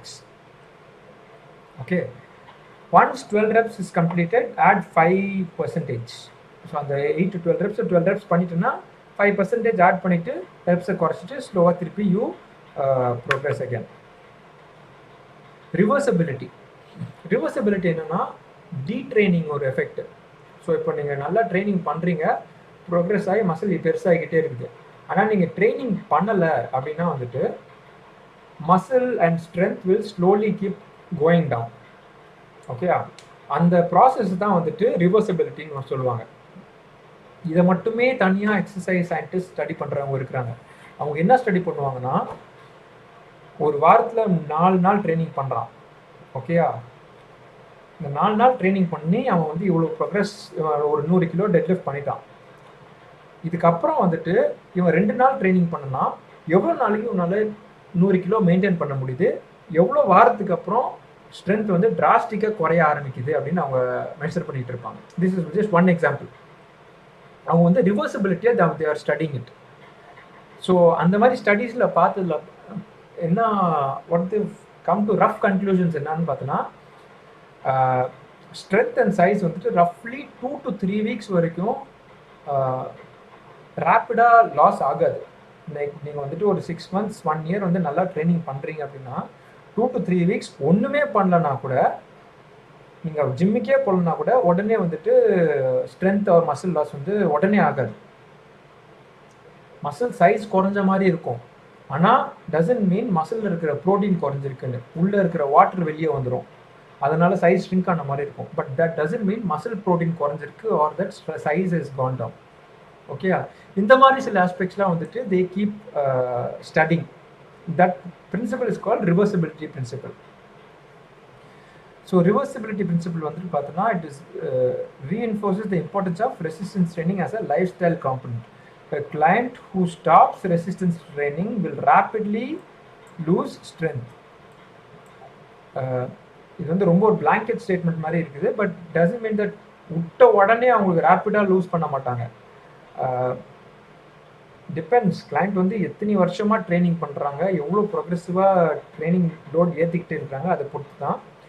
Up to 2 to 3 weeks வந்து ஸ்ட்ரென்த் அண்ட் சைஸ் வந்து டிராஸ்டிக்காக லாஸ்லாம் ஆகாது. Okay, with progressive resistance training, regardless of age, muscle size increase in size and muscle increases in size and strength at relatively rapid speeds rates. So progressive நம்ம resistance training பண்ணிட்டு இருந்தோம்னா size and strength does increase rapidly. Detraining did not decrease muscle strength to previous training levels. ரொம்ப முக்கியமான point. டீட்ரெயினிங் வந்து does not decrease muscle strength to previous training value. So இப்போ ஒருத்தன் start பண்ணும்போது அவன் வந்துட்டு ஒரு 50 கிலோ ஸ்குவாட்ஸ் பண்ணுறான், சரியா? நல்லா ஒரு 6 மாதம் ட்ரைனிங் பண்ணி 100 கிலோ பண்ணிட்டான். ஓகே, அது பண்ணி முடிச்சதுக்கப்புறம் கம்ப்ளீட்டாக டீட்ரெயினிங் பண்ணி ட்ரைனிங்கே பண்ணல. அப்படி பார்த்தோன்னா 50 கீழே போகாது. அவனோட ஸ்ட்ரென்த் லெவல்ஸ் வந்து கண்டிப்பாக 50க்கு கொஞ்சம் மேலே தான் இருக்கும். It does not go, strength does not decrease below pre training levels. ஆனால் 3, 5, 10 இயர்ஸ்லாம் ட்ரைனிங் பண்ணோம்னா கண்டிப்பாக அந்த ப்ரீ ட்ரைனிங் லெவல்ஸ் கீழே போயிடும். பட் ஜென்ரல் ரூல் என்னன்னா, டீட்ரெயினிங்னு சொல்லும் போது 4 to 6 வீக்ஸ் ஒரு 8 வீக்ஸ் கணக்கு தான் வைப்போம். அந்த 8 வீக்ஸ் வரைக்கும் நீங்கள் ட்ரெயின் பண்ணலன்னா நீங்கள் அந்த 50 கீழெல்லாம் போகாது. 50க்கு மேலே தான், ரஃப்லி மேலே தான் இருக்கும் உங்களோட strength levels. That is what they saying. அண்ணா ஒரே டவுட், இப்போ டீலோட் பண்ணும்போது என்ன ஆகும்னா, இப்போ கண்டினியூஸா நம்ம பண்ணிட்டு இருக்கும்போது ஒரு ஸ்பேஸ் வந்து டீலோட் பண்ணுவோம்ல, ஆமாம். அந்த மாதிரி ஆமாம். ஸோ டீலோடுக்கும் டீட்ரெயினிங்க்கும் என்ன டிஃப்ரென்ஸ்னா, டீட்ரெயினிங்கில் நீங்கள் ட்ரைனிங்கே பண்ணலை. டீலோடில் பார்த்தோன்னா either volume or intensity or frequency நீங்கள் மேனிபுலேட் பண்ணி கொஞ்சம் கம்மியாக பண்ணுறீங்க இல்லையா? டீலோட் வேற, டீட்ரெயினிங் வேற. டீட்ரெயினிங்னா ட்ரைனிங்கே இல்லை. ஓகே, டீலோட் வந்துட்டு நான் ஃபர்ஸ்ட் 3 வீக்ஸ் வந்துட்டு கிராஜுவலாக ப்ரோக்ரஸ் பண்ணுறீங்க. 4வது வீக் வந்துட்டு ஒரு 50% வால்யூம் பண்ணுறீங்க. அது வந்து ஒரு கிளாசிக்காக எல்லாரும் பண்ணுறது. பட் ஃபர்ஸ்ட் வாரம் 4 செட்டு பண்ணுறீங்க, ரெண்டாவது வாரம் 5 செட்டு பண்ணுறீங்க, 3வது வாரமும் 5 செட்டு பண்ணுறீங்க, 4வது வாரம் வந்துட்டு ஒரு 2 or 3 செட்ஸ் பண்ணுறீங்க. That is technically a deload இல்லையா? அப்படிதானே பண்ணுறீங்க? டீலோட் பண்ணும்போது இதே மாதிரி இந்த மேக்ஸ் எஃபர்ட் இது மாதிரி பண்ணும்போது இது அஃபெக்ட் ஆகுமான்னு கேட்குறேன் நான். கண்டிப்பாக அது லைக், ஸோ நம்ம டீலோட் கொடுக்குற பர்பஸ் ரொம்ப முக்கியம். டீலோட் எதுக்கு கொடுக்குறோம்? ரெக்கவர் ஆகுறதுக்கு கொடுக்குறோம், சரியா? அது ஒரு இன்டென்ஷனோட தான் நம்ம பிளான் பண்ணுறோம். டீட்ரெயினிங் வந்துட்டு கம்ப்ளீட்டாக ஜீரோ, எதுவுமே பண்ணாமல் இருக்கிறது. ஓகே, டீலோட் நம்ம கொடுக்கறதுக்கு ரீசனே வந்துட்டு நெக்ஸ்ட் சைக்கிளுக்கு நம்ம ரெடி ஆகணும், ரெக்கவர் ஆகணும். ஸோ அந்த ஒரு 1 வீக் நீங்கள் டீலோட் கொடுக்கறனால வந்துட்டு பெர்ஃபார்மன்ஸ் ரெடியூஸ்லாம் ஆகாது. இன்ஃபேக்ட் நெக்ஸ்ட் ஃபேஸில் வந்து பெர்ஃபார்மன்ஸ் கெயின் ஆகும். ஏன்னா அந்த 1 வீக் நீங்கள் டீலோட் கொடுக்கறனால டிஷ்யூ ரீமாடலிங் எல்லாமே நடக்கும், மசில் ரெக்கவர் ஆகும். ஹலோ அண்ணா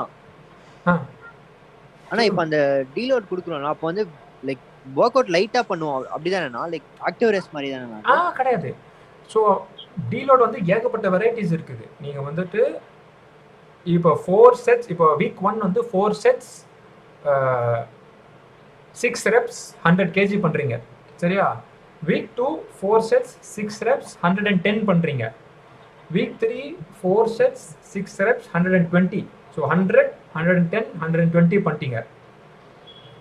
வீக் 4 டீலோட் பண்ணும்போது நீங்கள் வந்துட்டு 2 செட்ஸ் 80 kgs பண்ணலாம், இல்லை 2 செட்ஸ் 100 kgs பண்ணலாம், இல்லைனா 2 செட்ஸ் 110 பண்ணலாம், 2 செட்ஸ் 120யும் பண்ணலாம்.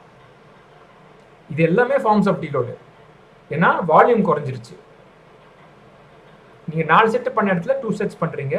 ஆனால் இன்டென்சிட்டி 70 பண்ணலாம், 80 70 பண்ணலாம், 90 பண்ணலாம், 100 120 கூட பண்ணலாம். இன்ஃபேக்ட் நீங்கள் போன வாரம் பண்ண அதே இன்டென்சிட்டி கூட பண்ணலாம், ஆனால் செட்ஸ் கம்மியாக. ஸோ இப்போ டீலோட் வந்து கம்பல்சரியாக பண்ணணுமா, இல்லை பண்ணலாம் இல்லை பண்ணாமல் கூட இருக்கலாம், அந்த மாதிரி இருக்கலாமா? அது என்டையர் ஸ்ட்ரக்சர் ஆஃப் த ப்ரோக்ராமை பொறுத்து தான். நீங்கள் 6 months பிளான் என்ன பண்ணியிருக்கீங்க, how you are progressing, how you are responding, உங்கள்கிட்ட எனர்ஜி லெவல்ஸ், ஃபெட்டிக் லெவல்ஸ் எப்படி இருக்குது, அது எல்லாத்தையும் பேஸ் பண்ணி தான் நீங்கள் டீலோட் தேவையா தேவையில்லைன்னு டிசைட் பண்ணுறது. ஸோ இப்போ நான் எப்படி கேட்குறேன்னா, இப்போ நம்ம கண்டினியூஸாக ஸ்ட்ரெஸ் அதிகமாக கொடுத்துட்டே போயிட்டே இருக்கோம்னு வச்சுக்கோங்கண்ணா. ஸோ அங்கே வந்து ஒரு பிரேக் நமக்கு கண்டிப்பாக இருந்தால் நல்லா இருக்குமா, வேணுமா அப்படின்னு கேட்குறேன். அதான் ரொம்ப இண்டிவிஜுவல் தான். கண்டினியூஸாக பண்ணுறீங்க, ஃபெட்டிக் செட் ஆகிக்கிட்டே இருக்குது, உங்கள் பெர்ஃபார்மன்ஸ் ட்ராப் ஆகுது, உங்களோட ஓவரால் ஃபிசிக்கல் ஸ்ட்ரெஸ் ஏறுது, கார்டிசால் லெவல்ஸ் ஏறி உங்கள் ஸ்லீப் டிஸ்டர்ப் ஆகுது, அந்த அளவுக்கு டயர்டாக இருக்குது, உங்களுக்கு வேலையிலையும் வந்துட்டு கான்சென்ட்ரேட் பண்ண முடியல, அந்த மாதிரி போயிடுச்சுன்னா கண்டிப்பாக நீங்கள் கொஞ்சம் ஓவர் ஸ்ட்ரெஸ் ஆகிருக்கீங்கன்னு சொல்லலாம். பட் நீங்கள் இது இன்னும் டீட்டெயிலாக நீங்கள் அனலைஸ் பண்ணி பார்க்கணும். Is it over training or under ரெக்கவரிங்னு நீங்கள் பார்க்கணும். ஏன்னா ட்ரைனிங் எல்லாருமே ஹார்டாக பண்ணுவாங்க, ரிமைனிங் அந்த 1 hour ட்ரைனிங் எல்லாரும் நல்லா பண்ணுவாங்க. ரிமைனிங் 23 ஹவர்ஸ் வந்துட்டு சொதப்பிருச்சுன்னா ஃபெட்டிக் இருக்கும். ஆனா பட் தட் டசன்ட் மீன் நீங்க டீலோட் கொடுக்கணும்னு அவசியம் இல்லை. நீங்க வந்துட்டு நியூட்ரிஷன்ல ஸ்லீப்ல ஒர்க் பண்ணா போதும். ஓகேண்ணா. சரியா? So there is no fixed rule like deload பண்ணணும்னு எதுவுமே கிடையாது. Depending on your training philosophy, your training style, உங்கள்கிட்ட ஒரு சிஸ்டம் வச்சுருப்பீங்க. அதை பேஸ் பண்ணி தான் நீங்கள் you are going to go about your training program.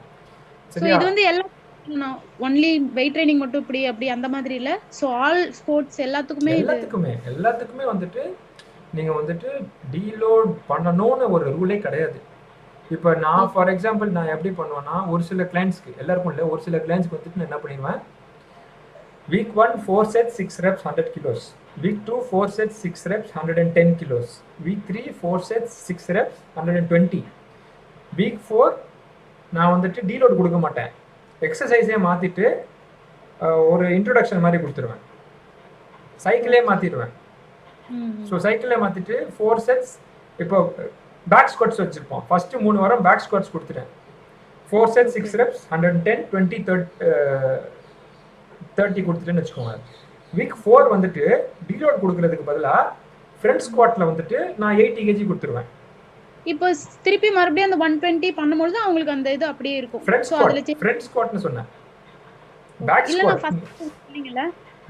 So இப்போ கம்ப்ளீட்டா எக்ஸசைஸே சேஞ்ச் பண்ணதுக்கு அப்புறம் கூட திருப்பி நீங்க ஸ்குவாட் பண்ணும்போது அந்த இது அப்படியே மெயின்டைன் ஆகும் இருக்கும்லனா? ஆமா, ரெலவென்ட்டான மசில் தான் நான் வொர்க் பண்றேன். நான் ஸ்குவாட்டுக்கு பதிலா பைசெப்ஸ் மாத்தலையே, நான் ஸ்குவாட்டுக்கு பதிலா இன்னொரு வேரியேஷன் ஆஃப் ஸ்குவாட் தான் நான் மாத்திருக்கேன். ஓகே ஓகேண்ணா, சரியா? ஸோ ஆனால் அதே மாதிரி என்னோட ஃப்ரெண்ட் ஸ்குவாட் வந்து பெஸ்ட் பார்த்தோன்னா ஒரு 100 kg இருந்திருக்கும், ஆனால் நான் 80 kgல நான் ஆரம்பிக்கிறேன். Okay okay. ஸோ அது ஒரு இன்ட்ரோடக்ஷன் வீக் மாதிரி இருக்கும். ஏன்னா எப்படியுமே ஃபர்ஸ்ட் வீக் வந்து நீங்கள் ஹெவியாக புஷ் பண்ண மாட்டீங்க ஒரு ப்ரோக்ராம் சைக்கிள் மாற்றும் போது, இல்லையா? ஒரு ப்ரோக்ராம் மாற்ற உடனே ஃபர்ஸ்ட் வீக் ஒரு லைட்டாக டெஸ்ட் பண்ணி பார்ப்பீங்க. அந்த டெஸ்டிங் வீக்கை நான் வந்துட்டு ஒரு டீலோட் வீக் மாதிரி நான் சம்டைம்ஸ் ஒரு சில கிளைண்ட்ஸ்க்கு நான் கொடுப்பேன். ஆனால் ஒரு சில கிளைண்ட்ஸ்க்கு நீங்கள் சொன்ன மாதிரி டீலோடும் கொடுப்பேன். ஆனால் டீலோட்லாம் வந்துட்டு கொடுக்குறதுக்கு முன்னாடி நான் ஃபஸ்ட்டு பார்க்குறது ஸ்லீப்பு நியூட்ரிஷன் ஒழுங்காக இருக்கான்னு. ஏன்னா மேக்ஸிமம் நீங்கள் நல்லா நோட் பண்ணி பார்த்தோன்னா தெரியும், majority students I mean clients வந்துட்டு they are not over trained, they are under recovered. Okay. Training அந்த 1 hour ஹார்டாக பண்ணுவாங்க, ரிமைனிங் 23 hours வந்து ஒழுங்காக பண்ணவே மாட்டாங்க, எதுவுமே ஒழுங்காக சாப்பிட மாட்டாங்க, ஒழுங்காக நியூட்ரிஷன் எடுக்க மாட்டாங்க, வெஜிடபிள்ஸ் இருக்காது, ஸ்லீப்பு ரொம்ப புவராக இருக்கும், நைட்டு ஃபுல்லாக படம் நெட்ஃப்ளிக்ஸ் இதுதான் பிரச்சனையாக இருக்கும். அவங்களுக்கு அதை ஃபிக்ஸ் பண்ணுறேன்னா வந்துட்டு அவங்களுக்கு டீலோட் தேவையே இல்லை. ஆனால் அவங்க வந்து அதை எதுவுமே மாற்றலைன்னா கண்டிப்பாக டீலோட் தேவை. ஓகேண்ணா. ஓகேயா? இங்கே இருக்கிறேன், இங்கே தான் diminishing returns. Okay, diminishing returns பார்த்தோன்னா எல்லாருக்குமே வந்துட்டு ஒரு ஜெனடிக் பொட்டன்ஷியல் ஒரு லிமிட் வரைக்கும் இருக்கும். அதை தாண்டி அதை கிட்ட நெருங்க வந்துட்டு பர்ஃபார்மன்ஸ் வந்துட்டு பயங்கரமான கெயின்ஸ்லாம் இருக்காது.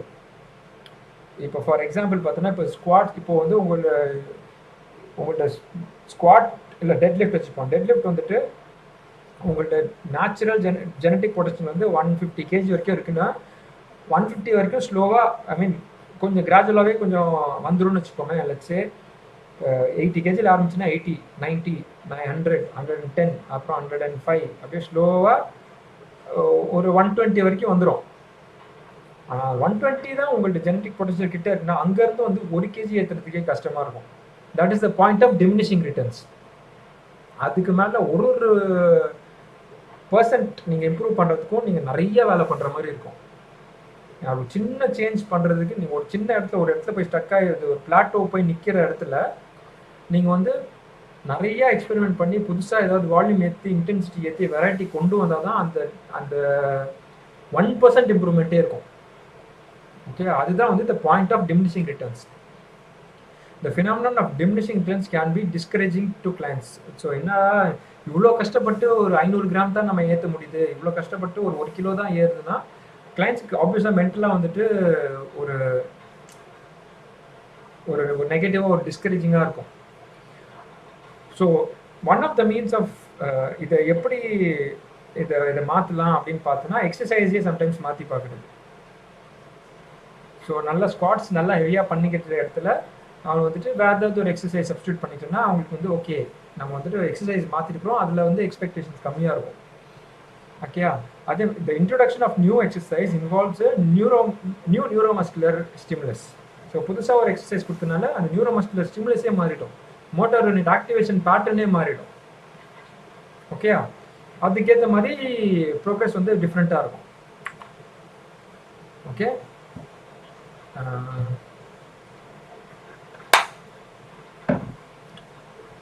இது வந்து இது வரைக்கும் நம்ம பார்த்தது வந்து பிரின்சிபிள்ஸ்.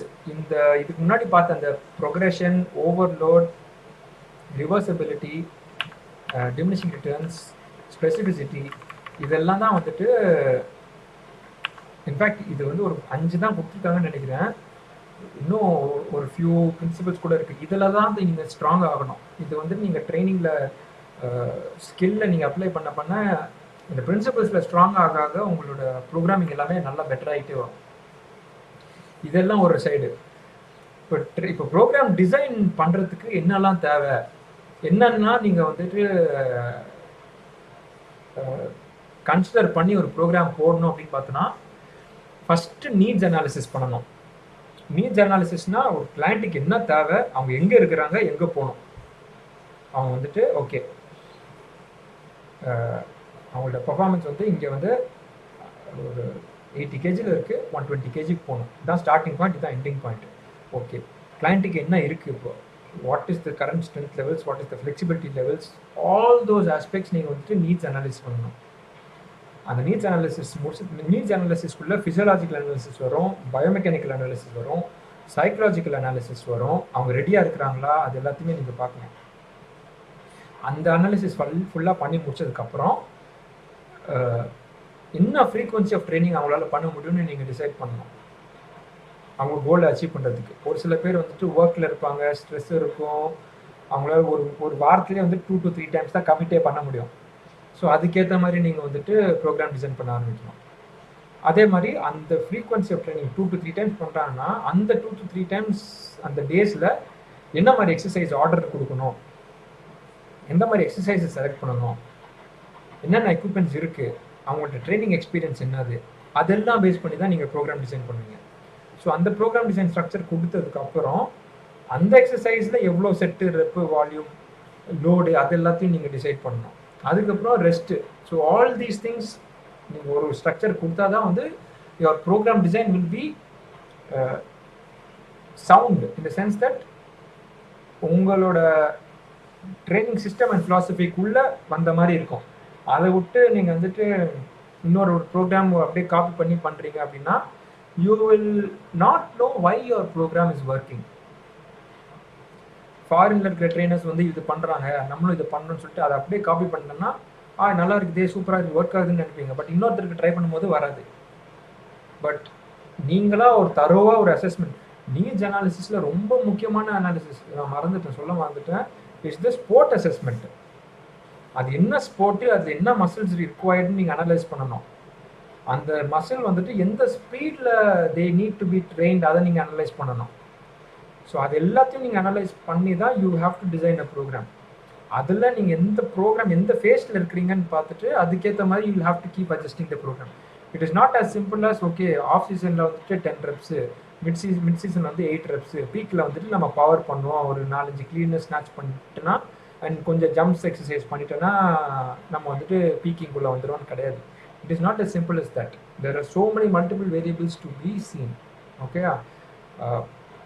Point என்னன்னா, there is no right or wrong way. And that is the art of coaching. You will have to keep writing programs. Panna you will come to a structure of okay, this is my training system and philosophy. அதிலிருந்து பார்த்தா you will certainly take few things and throw few things out. But அதுக்கு வந்து you will have to go through this whole system. Needs அனாலிசிஸ்லேருந்து ஆரம்பித்து எதுக்கு ஒரு எக்ஸசைஸை நீங்கள் வந்து பேசிக்கலி ஒரு ப்ரோக்ராம் டிசைன் நீங்கள் போடுறீங்கன்னா நீங்கள் வேறு யாருக்கும் போய் எக்ஸ்பிளைன் பண்ண தேவையில்ல. ஏன் இதை கொடுத்தேன் ஆனால் உங்களுக்கு ஒரு சாலிட் எக்ஸ்ப்ளனேஷன் இருக்கும். நான் ஏன் இந்த ஸ்குவாட்ஸ் இங்கே வச்சேன், ஏன் 4 reps கொடுத்தேன், ஏன் 6 reps கொடுத்தேன், ஏன் 100 kg கொடுத்தேன். You should be able to answer yourself. அது வந்து அது ஆஸ் இயர்ஸ் கோ பை அதோட ரீசனிங் வந்து மாறிக்கிட்டே இருக்கும் உங்களுக்கு. யூ வில் கீப் எவால்விங், உங்களோட ப்ரோக்ராம்ஸ் மாறிக்கிட்டே தான் இருக்கும். As you keep learning you will get better. சில விஷயத்தை தூக்கி போட்டுருங்க. But you should have reasoning as to why you are doing certain things and why you are not doing certain things. ஓகேயா? அது பிளைண்டாக காப்பி பண்ணுறது வந்து starting stages of fitness your கெரியரில் நீங்கள் பண்ணலாம்.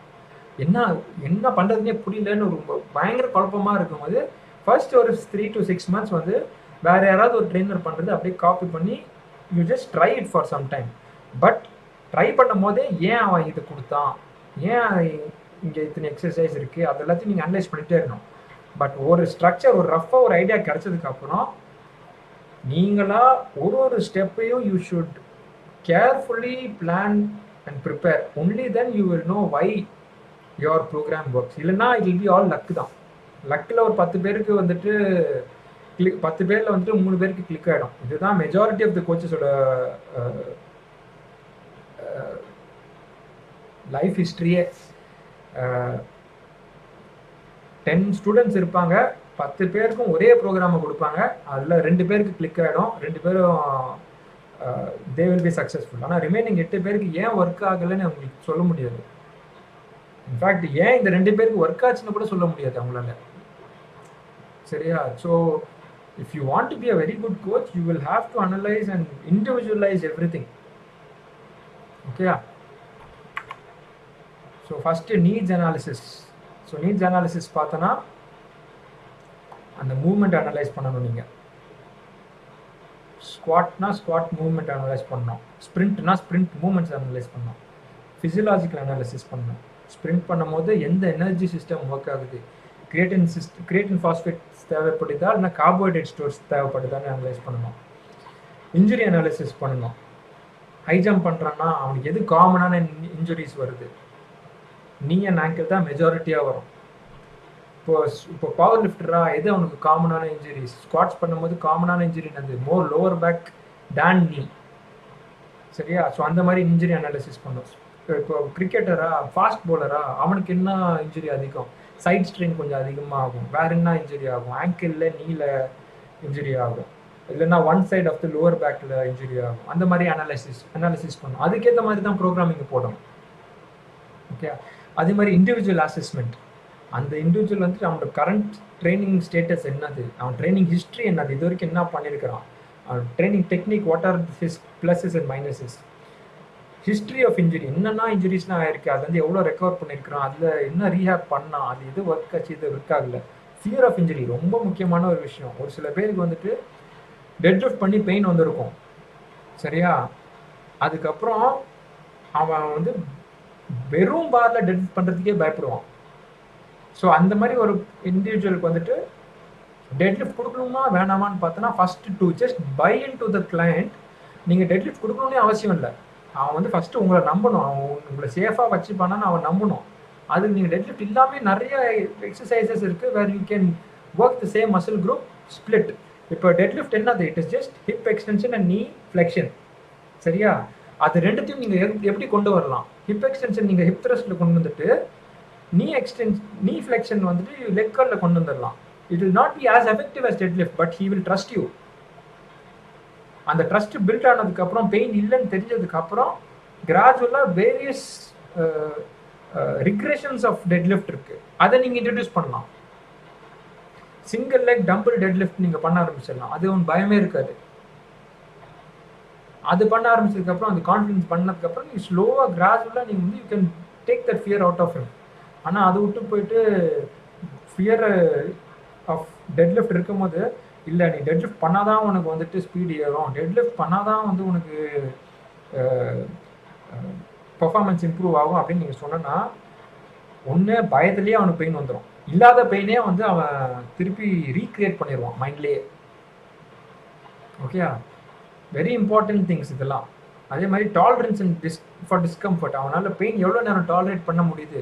சில பேர் வந்துட்டு லைட்டான ஒரு பெயினே வந்துட்டு அழுவாங்க. சில பேர் வந்துட்டு பெயின் அதிகமாக இருந்துச்சுனாலே சொல்ல மாட்டாங்க. They're like no pain no gain மைண்டில் ஃபிக்ஸ் ஆகிருக்கும். அவங்களாம் வந்துட்டு டேமேஜ் அந்த பாயிண்ட் ஆஃப் நோ ரிட்டர்ன் தாண்டினதுக்கு அப்புறம் தான் வந்து வலிக்குதுன்னே சொல்லுவாங்க. So multiple types of people you will be handling. அதில் வந்து நீங்கள் பேச பேச like as you become better as a coach, only then you will know spot பண்ணுறதுக்கு. Okay, this person is here, this person is here. இவன்ட்ட இப்படி பேசினா வேலை வாங்கும், இவன்ட்ட இப்படி பேசினா தான் வேலை வாங்க முடியும். இவன்ட்ட இப்படி பேசினா தான் உண்மையை சொல்லுவான், இவன் இப்படி பேசினா தான் உண்மையை சொல்லுவான். டயட் பண்ணலான்னு சொல்லுவான், ஆனால் டயட் பக்காவாக பண்ணுறேன்னு சொல்லுவான், ஆனால் ஒன்றுமே பண்ணியிருக்க மாட்டான். So there so many other things to the coaching process. These are just preliminary stages. Okay, frequency of training. எவ்வளோ ஃப்ரீக்வெண்ட்டாக ட்ரைனிங் பண்ணணும்னு பார்த்தோன்னா இட் இஸ் இன்வர்ஸ்லி ப்ரொபோர்ஷனல். ரொம்ப முக்கியமான point, inversely related to training volume and training intensity. So volume and intensity அதிகமாக இருந்துச்சுன்னா frequency குறையணும். ரொம்ப ஹார்டாக லிஃப்ட் பண்ணுறீங்க, நிறையா லிஃப்ட் பண்ணுறீங்க அப்படின்னா, நிறையா செட்ஸு லிஃப்ட் பண்ணுறீங்க அப்படின்னா நம்பர் ஆஃப் ஃப்ரீக்வன்சி குறையணும். 7 நாளும் அதே மாதிரி பண்ணிகிட்டு இருக்க முடியாது. ஸோ அதுக்கேற்ற மாதிரி 2 நாள் இல்லைனா 3 நாள் ட்ரெயின் பண்ணுற மாதிரி இருக்கும். Okay, less vigorous exercise sessions produce less muscle tissue drama, require less time to recover and remodel. Heavy rigorous exercise பண்ணனா it produces more trauma, requires more time for remodeling. Okay, இந்த பாயிண்ட்டை நல்லா ஞாபகம் வச்சுக்கோங்க. திருப்பியும் வருது பாருங்க. ஒரு ட்ரைனிங் செஷன் பண்ணதுக்கப்புறம் 8 to 9% increase in RMR for 3 days. Okay, advanced exercises who perform high volume, high intensity workouts should not train the same muscle groups more frequently than every 3 days. High volume, high intensity, which is like 1 rep, 2 rep max மாதிரி நிறைய multiple sets பண்ணுறீங்கன்னா 3 டேஸ்க்குள்ளே வந்துட்டு கன்சிஸ்டண்ட்டாக அதே எக்ஸசைஸை பண்ணக்கூடாது. அப்படி பண்ணணும்னா chances of injuries are higher. So example வந்து இன்றைக்கி ஸ்குவாட்ஸ் பண்ணுறீங்க, 5 sets 1 rep மேக்ஸ் பண்ணுறீங்க. முடித்த உடனே திருப்பி வெட்னஸ்டேவும் வந்துட்டு திருப்பி அதே மாதிரி 5 sets 1 rep மேக்ஸ்லாம் பண்ணிக்கிட்டு இருந்தேன்னா வந்துட்டு you will not B recovered enough for the session. அது மாதிரி புது எக்ஸசைசஸ், புதுசாக ஒர்க் அவுட் பண்ண வர ஸ்டூடெண்ட்ஸ் அவங்களாம் பார்த்தோன்னா 2 to 3 days a week பண்ணாலே போதும். 1 time பண்ணால் கூட மசில் கெயின் இருக்கும் ஒரு சில பேருக்கு, ஆனால் it will be very less significant, specially for new exercises. Advance லிஃப்டர்ஸ்லாம் பார்த்தீங்கன்னா 1 time a week வந்து மெயின்டைன் பண்ணுறதுக்கு டெஃபினெட்லி மெயின்டைன் பண்ணுறதுக்கு டெஃபினட்டாக they can lift heavy. But 2 to 3 times is ideal to increase muscle mass. Okay, next பார்த்தீங்கன்னா exercise selection and order. எந்தெந்த exercise select பண்ணுறீங்க, எந்த ஆர்டரில் அந்த எக்ஸசைசஸ் பண்ண போகிறீங்க, அது எல்லாத்தையுமே கன்சிடர் பண்ணணும். அதை கன்சிடர் பண்ணுறதுக்கு என்னெல்லாம், அதை எக்ஸசைஸ் செலக்ட் பண்ணுறதுக்கு என்னெல்லாம் நீங்கள் பார்க்கணுன்னு பார்த்தோன்னா, first இண்டிவிஜுவலோட experience.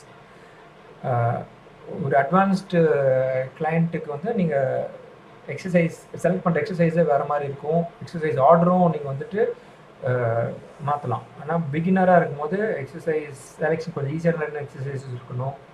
Order of exercises வந்துட்டு காம்ப்ளெக்ஸ் டு சிம்பிள் மாதிரி இருக்கணும். அட்வான்ஸ்டுக்கும் காம்ப்ளெக்ஸ் டு சிம்பிள் தான் இருக்கும், but you can play around.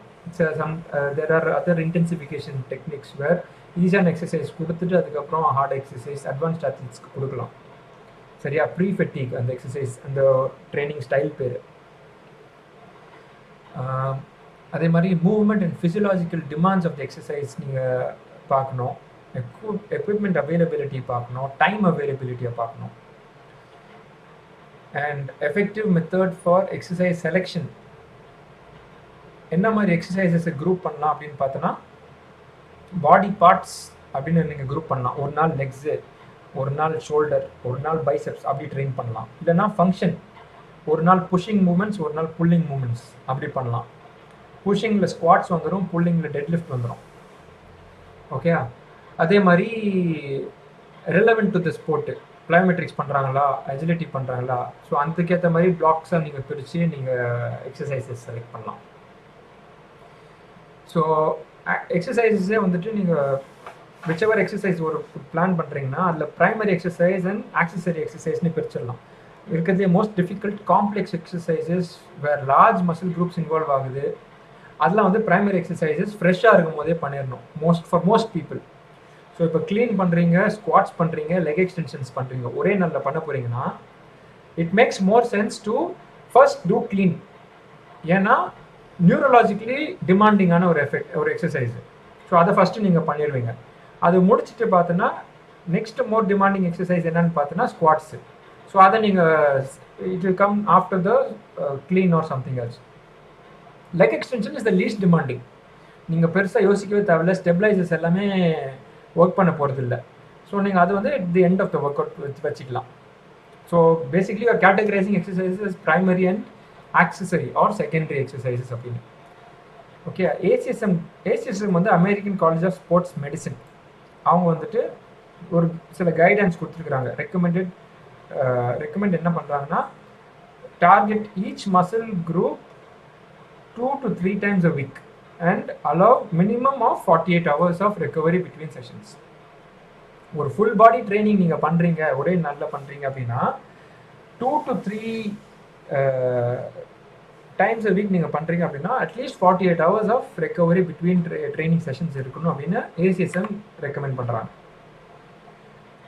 So trainers can select from a variety of methods. So நிறைய மெத்தட்ஸ் இருக்குது of training to enhance conditioning. So என்னன்னு பார்த்தோன்னா யூஸ்வலாக நம்ம இது வரைக்கும் டிஸ்கஸ் பண்ண மாதிரி primary followed by assistance. So clean, squads, leg extensions. இது வந்து ஒரு ட்ரெடிஷ்னல் வே, எல்லாருக்குமே மெஜாரிட்டி பண்ணுறது இதுதான். ஒரு அட்வான்ஸ்ட் ட்ரைனிங் மெத்தட் என்னன்னு பார்த்தோன்னா ஃபஸ்ட்டு ஆக்சசரி பண்ணிவிட்டு அதுக்கப்புறம் மல்டி ஜாயின் பண்ணுவாங்க. இதுக்கு பேர் வந்து ப்ரீ ஃபெட்டிக் ட்ரைனிங்னு சொல்லுவாங்க. ஸோ இதில் என்னென்னா லெக் எக்ஸ்டென்ஷன்ஸ் ஃபஸ்ட்டு பண்ணிவிட்டு அதுக்கப்புறம் ஸ்குவாட்ஸ் பண்ணுவாங்க. ஐடியா என்னென்னா மசிலை கம்ப்ளீட்டாக ஃபெட்டிக் பண்ணிவிட்டு அதுக்கப்புறம் வந்துட்டு நீங்கள் அந்த மல்டி ஜாயிண்ட் ஸ்குவாட் எக்ஸசைஸ் பண்ணும்போது நீங்கள் அவ்வளோ லிஃப்ட் பண்ண முடியாது. ஆனால் muscle is already fatigue. So it has to go through that extra அந்த ஃபெட்டிகோட சேர்த்து நீங்கள் you'll have to do the squats which will have one enhanced training எஃபெக்ட்னு சொல்லிட்டு there is one theory which some coaches follow. வேறு எப்படி order பண்ணலாம் exercises அப்படின்னு பார்த்தோன்னா, ஒரு அப்பர் பாடி ஒரு லோவர் பாடி மாற்றி மாற்றி பண்ணலாம். ஒரு ஸ்குவாட்ஸ் ஒரு சின்ன, ஒரு ஸ்குவாட்ஸ் ஒரு சின்ன, இல்லை ஒரு பெஞ்ச் ப்ரெஸ் ஒரு டெட் லிஃப்ட், அந்த மாதிரி ஒர்க் பண்ணலாம். அதே மாதிரி புஷ்ஷிங் மூமெண்ட்ஸ் தனியாக ஒரு நாள், புஷ்ஷிங் அண்ட் புல்லிங் மூமெண்ட்ஸ் ஒரே நாளில் குரூப் பண்ணி பண்ணுறது. ஒரு புஷ் ஒரு புல். ஸோ எக்ஸாம்பிள் வந்து ஒரு புஷ்அப்ஸு ஒரு புல்அப்ஸு, அது ரெண்டுத்தையும் மாற்றி மாற்றி பண்ணலாம். அதே மாதிரி alternative pushing and pulling moments ரெண்டும் ஒரே மாதிரி. Grouping, pushing and pull. Okay, இங்கே குரூப்பிங் மட்டும் சொல்லிடுவாங்க. குரூப்பிங்னா புஷ் அண்ட் புல் ஒரே செஷனில் வைக்கிறது. இது வந்துட்டு புஷ் அண்ட் புல் மாற்றி மாற்றி பண்ணுறது, ஆல்டர்னேட்டிவ்னு போட்டுருக்காங்க. அதே மாதிரி super setting and compound setting with little or no rest. Super செட்டிங்னா என்னென்னா, it is a training style where ஒரு மசில் பண்ணி முடித்த உடனே அதுக்கு அப்படியே ஆப்போசிட் மசிலை உடனே பண்ணுறது, that is called super setting. So biceps பண்ணி முடித்த உடனே ட்ரைசெப்ஸ் பண்ணுறது, it's a super set. Quadriceps பண்ணி முடிச்ச, லெக் எக்ஸ்டென்ஷன் பண்ணி முடித்த உடனே லெக் கர்ல் பண்ணுறது, that is also a super set. So two opposite muscle குரூப்ஸை பேக் டு பேக் பண்ணுறீங்க. காம்பவுண்ட் செட் என்னன்னா, சேம் மசில் குரூப்பை பேக் டு பேக் பண்ணுறீங்க. எக்ஸாம்பிள் வந்துட்டு biceps curl followed by hammer curl. ரெண்டுமே வந்துட்டு பைசெப்ஸ் தான் ஒர்க் பண்ண போகுது, ஆனால் தி எஃபெக்ட் இஸ் காம்பவுண்டட். ஸோ அது வந்து காம்பவுண்ட் செட் அப்படின்னு சொல்லுவாங்க. Performing a muscular training circuit in which each exercise addresses a different muscle group. So இது சர்க்கியூட் ட்ரைனிங் மாதிரி வச்சு என்னன்னா, ஒரு எக்ஸசைஸ் வந்துட்டு ஒரு மசில் குரூப்புக்கு சேர்த்து ஒரே ப்ரோக்ராமில் பண்ணிடுவாங்க. ஸோ எக்ஸாம்பிள் வந்து ஒரு ஸ்குவாட் பண்ணிவிட்டு ஒரு புஷ்அப்ஸு, ஒரு டெட் லிஃப்ட்டு, ஒரு புல்லப்பு, ஒரு ஷோல்டர் எக்ஸசைஸ், ஒரு பைசெப்ஸ், ஒரு ட்ரைசெப்ஸ், ஒரு காஃபு, ஒரு ஆப் எக்ஸசைஸ், இது எல்லாத்தையும் வச்சுட்டு கிட்டத்தட்ட எல்லா மசில் குரூப்பும் நீங்கள் ஒரே டேயில் நீங்கள் பண்ணி முடிச்சுக்கீங்க. This is a circuit training. ஓகேயா? இப்போ பார்த்தோன்னா ட்ரைனிங் வால்யூம். ட்ரைனிங் வால்யூம் பார்த்தோன்னா எப்படி நம்ம கால்குலேட் பண்ணுறோன்னா ரெப்படேஷன் வால்யூம் அண்ட் லோட் வால்யூம்னு 2 இருக்குது. ரெப்படேஷன் வால்யூம்னா ஒரு செஷனில் இல்லைன்னா ஒரு மசில் குரூப்பில் எத்தனை செட்ஸ் பண்ணுறோம். ஸோ இப்போ வந்துட்டு செஸ்ட், இப்போ பாடி பில்டர்ஸ் பண்ணுவாங்க, செஸ்ட் எக்ஸசைஸ் பண்ணுறாங்க அப்படின்னா 3 எக்ஸசைஸ் சூஸ் பண்ணுவாங்க. Bench press, barbell bench press, incline bench press, dumbbell flies, இந்த மாதிரி 3 எக்ஸசைஸ் சூஸ் பண்ணிடுவாங்க. ஒன்று 4 செட்டு பண்ணுவாங்க. அப்படியே ஒன்று 10 ரெப்பு பண்ணுவாங்க. ஓகே. ஸோ ரெப்படேஷன் வால்யூம்னா என்னென்னா செட்ஸ் இன்டூ ரெப்படேஷன்ஸ். ஸோ செஸ்ட்டுக்கு 4 sets into 10 40 ஒரு எக்ஸசைஸ்க்கு. So 40 repetitions plus 40 + 40. So repetition volume வந்து 120ன்னு டிசைட் பண்ணி அதை வந்து புஷ் பண்ணி சேலஞ்ச் பண்ணி பண்ணிக்கிட்டு இருப்பாங்க. That is called ரெப்படேஷன் volume calculation. Okay. இன்னொன்று வந்து லோட் வால்யூம். லோட் வால்யூம்னா என்னென்னா 4 sets 10 reps, ஒரு செட்டில் எவ்வளோ வெயிட்டேஜ் சூஸ் பண்ணாங்க. ஸோ ஃபஸ்ட்டு செட்டில் வந்துட்டு 10 kilos and 10 reps and 100 kilos பண்ணிட்டாங்கன்னா 10 into 100 ப்ளஸ் செகண்ட் செட்டில் வந்து இதை வந்து நான் எக்ஸல் ஷீட்டில் போட்டு காமிச்சிடுறேன், அதுதான் பெட்டராக இருக்கும்.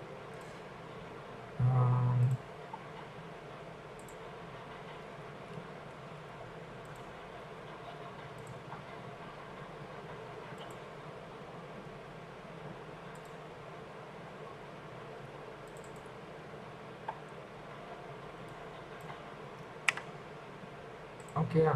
இப்போ வந்து bench press, dumbbell incline press, அப்புறம் டம்பிள் ஃப்ளைஸ். ஓகே. இது 3மே வந்துட்டு செஸ்ட் எக்ஸசைஸ். சரியா? So set 1, set 2, set 3 and set 4. Okay. So first செட்டில் வந்துட்டு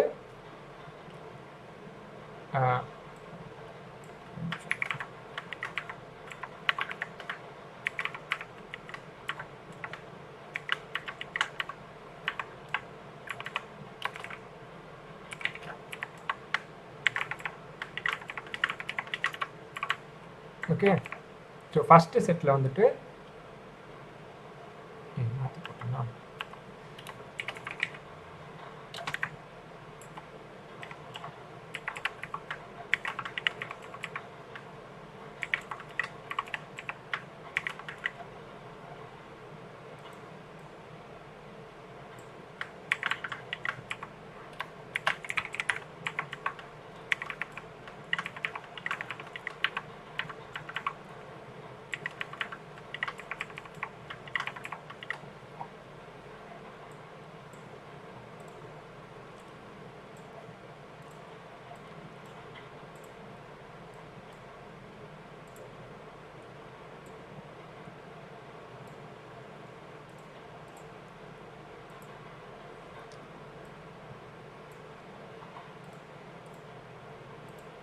ஓகே. ஃபஸ்ட் செட்டில் வந்துட்டு இப்போ பெஞ்ச் ப்ரெஸ்ஸில் 10 reps 100 kg பண்ணுறான். செகண்ட் செட்டு 110 kgsல ஒரு 8 reps பண்ணுறான். தேர்ட் செட்டு அதே 8 reps 110 பண்ணுறான். ஃபோர்த் செட்டு 6 rep பண்ணுறான் 120ல். சரியா? இது வந்து சும்மா அது அப்படியே பாதி மாதிரி வச்சிடலாம். 50.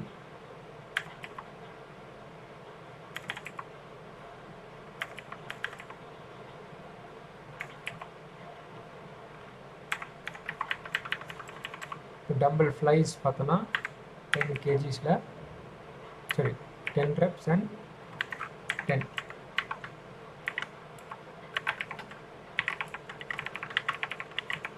ஓகே. ஸோ இதுக்கு வந்து நம்ம வால்யூம் கால்குலேட் பண்ணுறோன்னா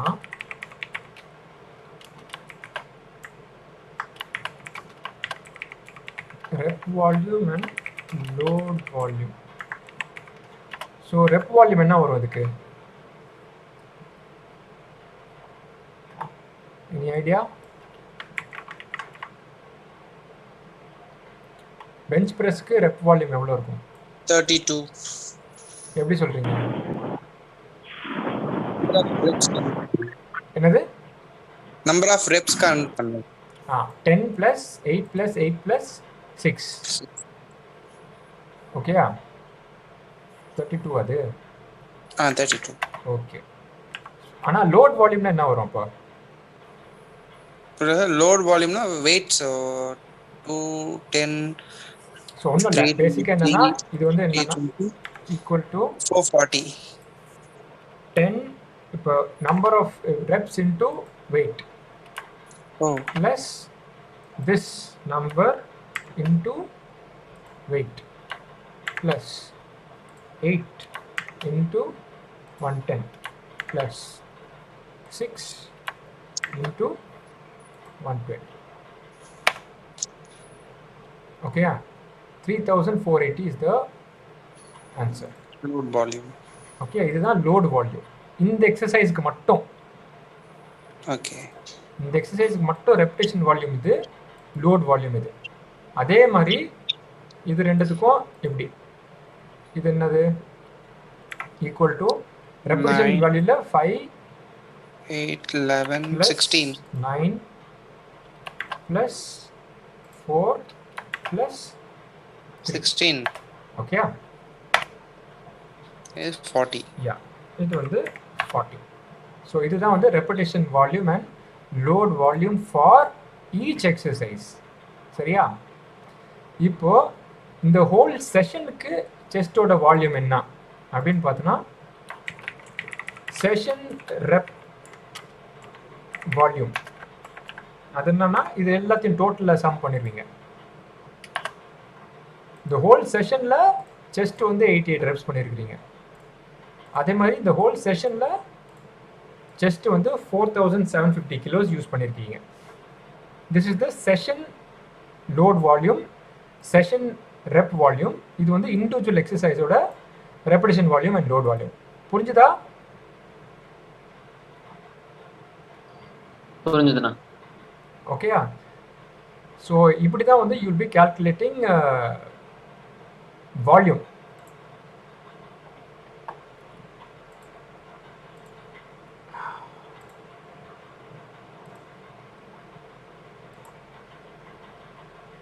சரியா? ஸோ இப்போ வந்து ஜென்ரலாக ஒரு கைட்லைன்ஸ் டேபிள் மாதிரி ஒன்று கொடுத்துருக்காங்க பாருங்கள். ஸோ எக்ஸாம் பாயிண்ட் ஆஃப் வியூவில் you'll have to go through this. General muscle ஃபிட்னஸ்க்கு 1 to 4 sets, 8 to 15 reps, 2 to 3 minutes, 20 to 70%. இந்த நம்பர்ஸ் எல்லாத்தையும் மக்கப் பண்ணியே ஆகணும் நீங்கள். But these are not the rule, but ஒரு ஜென்ரல் கைட்லைன் மாதிரி you will have to understand these things. பவருக்கு மட்டும் 2 சப்டிவிஷன் இருக்கும், அதை பார்த்துக்கோங்க. Single effort, multiple effort. Single எஃபர்ட்னா 1 RM க்ளீன் மாதிரி, அதுக்கு வந்துட்டு ஒரு சில நம்பர்ஸ். மல்டிபிள் எஃபர்ட்டுக்கு இந்த நம்பர்ஸ். இது எல்லாத்தையும் நீங்கள் அப்படியே மெமரைஸ் பண்ணிடுங்க. There is no other go exam point of வியூவில். பியாண்ட் எக்ஸாம் பாயிண்ட் ஆஃப் வியூன்னு பார்க்கும்போது there are no set rules. இப்படி தான் பண்ணணும், இப்படி தான் செட்ஸ், இப்படி தான் ரெப்ஸ், இப்படி தான் ரெஸ்ட் இருக்கணும்னு தேர் ஆர் நோ ரூல்ஸ். இது it is based on the execution of the programme தான். நீங்கள் ரெப்ப ஸ்கீமை மாற்றி கூட எக்ஸிக்யூஷன் வந்து பெட்டராக கண்டிப்பாக வந்துட்டு you can get hypertrophy out of a strength phase. Strength numbers வச்சு ஹைப்போட்ரோஃபி கொண்டு வரலாம், ஹைப்போட்ரோஃபி நம்பர்ஸ் வச்சு ஸ்ட்ரென்த் கூட கொண்டு வரலாம். It is not like 6 to 12 பண்ணனா ஹைப்போட்ரோஃபி ஆகும், 12க்கு மேலே பண்ணிட்டுனா ஹைப்போட்ரோஃபி ஆகாது, ஸ்ட்ரென்த் மட்டும் என்டியூரன்ஸ் மட்டும்தான் ஏறும்னு கிடையாது. அதே மாதிரி 6க்கு கீழே ரெப்ஸ் பண்ணனா ஸ்ட்ரென்த் மட்டும்தான் ஏறும், ஹைப்போட்ரோஃபி ஆகாதுன்னு கிடையாது. It is blurred. Like there is overlap between all these training variables, endurance, hypertrophy, strength எல்லாமே. Okay. As a client begins a muscular training program and is in transition from the preparation to the action stage, the total training volume should be kept relatively low. So இது behaviour சேஞ்சுன்னு ஒன்று உள்ளே வருது, இது சைக்காலஜிக்குள்ளே வரும். என்னென்னா preparation ஸ்டேஜ்னு ஒன்று இருக்குது, action ஸ்டேஜ்னு இருக்குது. அதுக்கு முன்னாடி ப்ரீ கான்டெம்ப்ளேஷன், கான்டெம்ப்ளேஷன் அப்படின்லாம் இருக்குது. இது எல்லாமே பிஹேவியர் சேஞ்சஸில் வர்றது. ஸோ கிளைண்ட் வந்து ஜஸ்ட் இப்போ தான் ப்ரிப்பேர் பண்ண ஆரம்பிக்கிறாங்க அப்படின்னா ட்ரைனிங் வால்யூம் கொஞ்சம் கம்மியாக தான் இருக்கணும். ஆக்ஷன் ஸ்டேஜில் தான் வந்துட்டு அவங்க வந்து ஃபுல்லான வந்து ட்ரைனிங் கொஞ்சம் ட்ரெஸ்ட் பண்ணி அவங்க தைரியமாக பண்ண ஆரம்பிப்பாங்க. ப்ரிப்பரேஷன் ஸ்டேஜ் வந்து இப்போ தான் ட்ரான்சிஷன் ஆகுறாங்க அப்படின்னா ட்ரைனிங் வால்யூம் கொஞ்சம் கம்மியாக வச்சுட்டு அவங்கள ரெகுலராக கிளைண்ட்ஸ் வந்து ட்ரைனிங் வர வைக்கணும். That should be the main goal. Benefits of keeping training volume low during initial stages of an exercise program is it allows client to feel successful. So volume கம்மியாக வச்சானா they will start feeling successful about themselves. ஆனால் அதை விட்டுட்டு வந்துட்டு first நாளே நல்லா push பண்ணிட்டு மற்றவங்களாம் வந்துட்டு 10 ரெப்போ ஓடுறாங்க, இவனையும் 10 ரெப்போ ஓட வச்சுட்டு இவன் வந்துட்டு பின்னாடி ஓடி வரான்னா அந்த ஸ்டார்டிங் ஸ்டேஜஸ் வந்துட்டு it will be very very demotivating. So அந்த மாதிரி சின்ன சின்ன ஆஸ்பெக்ட்ஸ்லாம் வந்து you will have to take care when you are micro managing things. Training volume can be gradually increased as the client develops adherence. So கிராஜுவலாக வந்து client வந்து when they get comfortable with training ஸ்லோவாக வந்து volume increase பண்ணிக்கிட்டே இருந்துடலாம். Intensity பார்த்தோன்னா ரெண்டாக define பண்ணுவாங்க. ஒன்று வந்து பர்சன்டேஜ் ஆஃப் மேக்ஸிமம் ரெசிஸ்டன்ஸ், எவ்வளோ பர்சன்டேஜ் வெயிட் லிஃப்ட் பண்ணுறாங்க அதை பேஸ் பண்ணி எவ்வளோ பர்சன்ட்டில் கரண்ட்டாக லிஃப்ட் பண்ணுறாங்கன்னு. ஸோ ஸ்குவாட் வந்து 1 ரெப் வந்து 100 கிலோ பண்ணுறாங்க அப்படின்னா 90 கேஜியில் ட்ரைனிங் பண்ணோன்னா இட்ஸ் 90%. அந்த மாதிரி ஒரு பர்சன்டேஜ் கால்குலேஷன் வச்சுருவாங்க. ஆனால் இன்னொரு மெத்தட் ஆஃப் டிஃபைனிங் இன்டென்சிட்டி வந்து எவ்வளோ effort is putting in to an exercise set. So ஒரு செட்டுமே வந்து ஃபெயிலியருக்குள்ளே மேக்ஸிமம் போனான்னா இஸ் புட்டிங் இன் 100% எஃபர்ட் தான். ஸோ அது லோடு வச்சு டிஃபைன் பண்ணுறது ஒன்று, எஃபர்ட் வச்சு டிஃபைன் பண்ணுறது ஒன்று. Okay, typically higher training intensity sessions require lower volume. Intensity high ஆக வால்யூம் லோ ஆகும். ஹையர் வால்யூம் எக்ஸசைஸ் பண்ணனா இன்டென்சிட்டி குறைச்சிடணும். Okay, most periodization models for muscular training programs begin with high volume low intensity and progress to moderate volume moderate intensity and conclude with low volume high intensity. இதுதான் வந்து ட்ரெடிஷ்னலாக பண்ணுறது. First வந்து volume ஹையாக இருக்கும், intensity லோவாக இருக்கும். Okay, ஒரு ஆஃப் சீசன் ஒரு 6 month சைக்கிள்னு வச்சுக்கோங்களேன்.